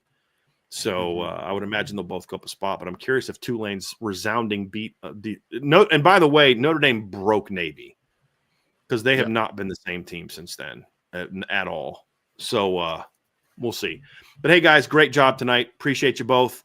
Everybody, thank you so much for joining us. We'll talk to you guys again soon. Vince and I'll be back tomorrow night for Upon Further Review. We'll revisit the keys to victory and talk about what we liked and what we didn't like after diving into the film, and of course preview some other aspects of the season coming up or the week coming up. We'll take a peek at that. So for Ryan, I'm Brian. Folks, hit that like on your way out, hit the subscribe button, hit the notification bell, share this podcast, and come join us over at Irish Breakdown on the message board at boards.irishbreakdown.com. Got a lot of fun stuff going on over there. I think you guys will enjoy what we got going on over there. Ryan will drop some occasional articles over there as well, and Sean will pop in there every now and then as well and have some conversations. But it's a great place to get intel, to have some football, and really just talk football. It's what we do. We continue these type of discussions throughout the week. You want to join us over there at boards.irishbreakdown.com. Irish fellas, 9-1. Keep on winning. Keep on keeping on. That's take it. Keep going. And just got to go get another one next week. So have a great night, everybody. We thank you all for being with us. Talk to you all again here very, very soon on the Irish Breakdown Podcast.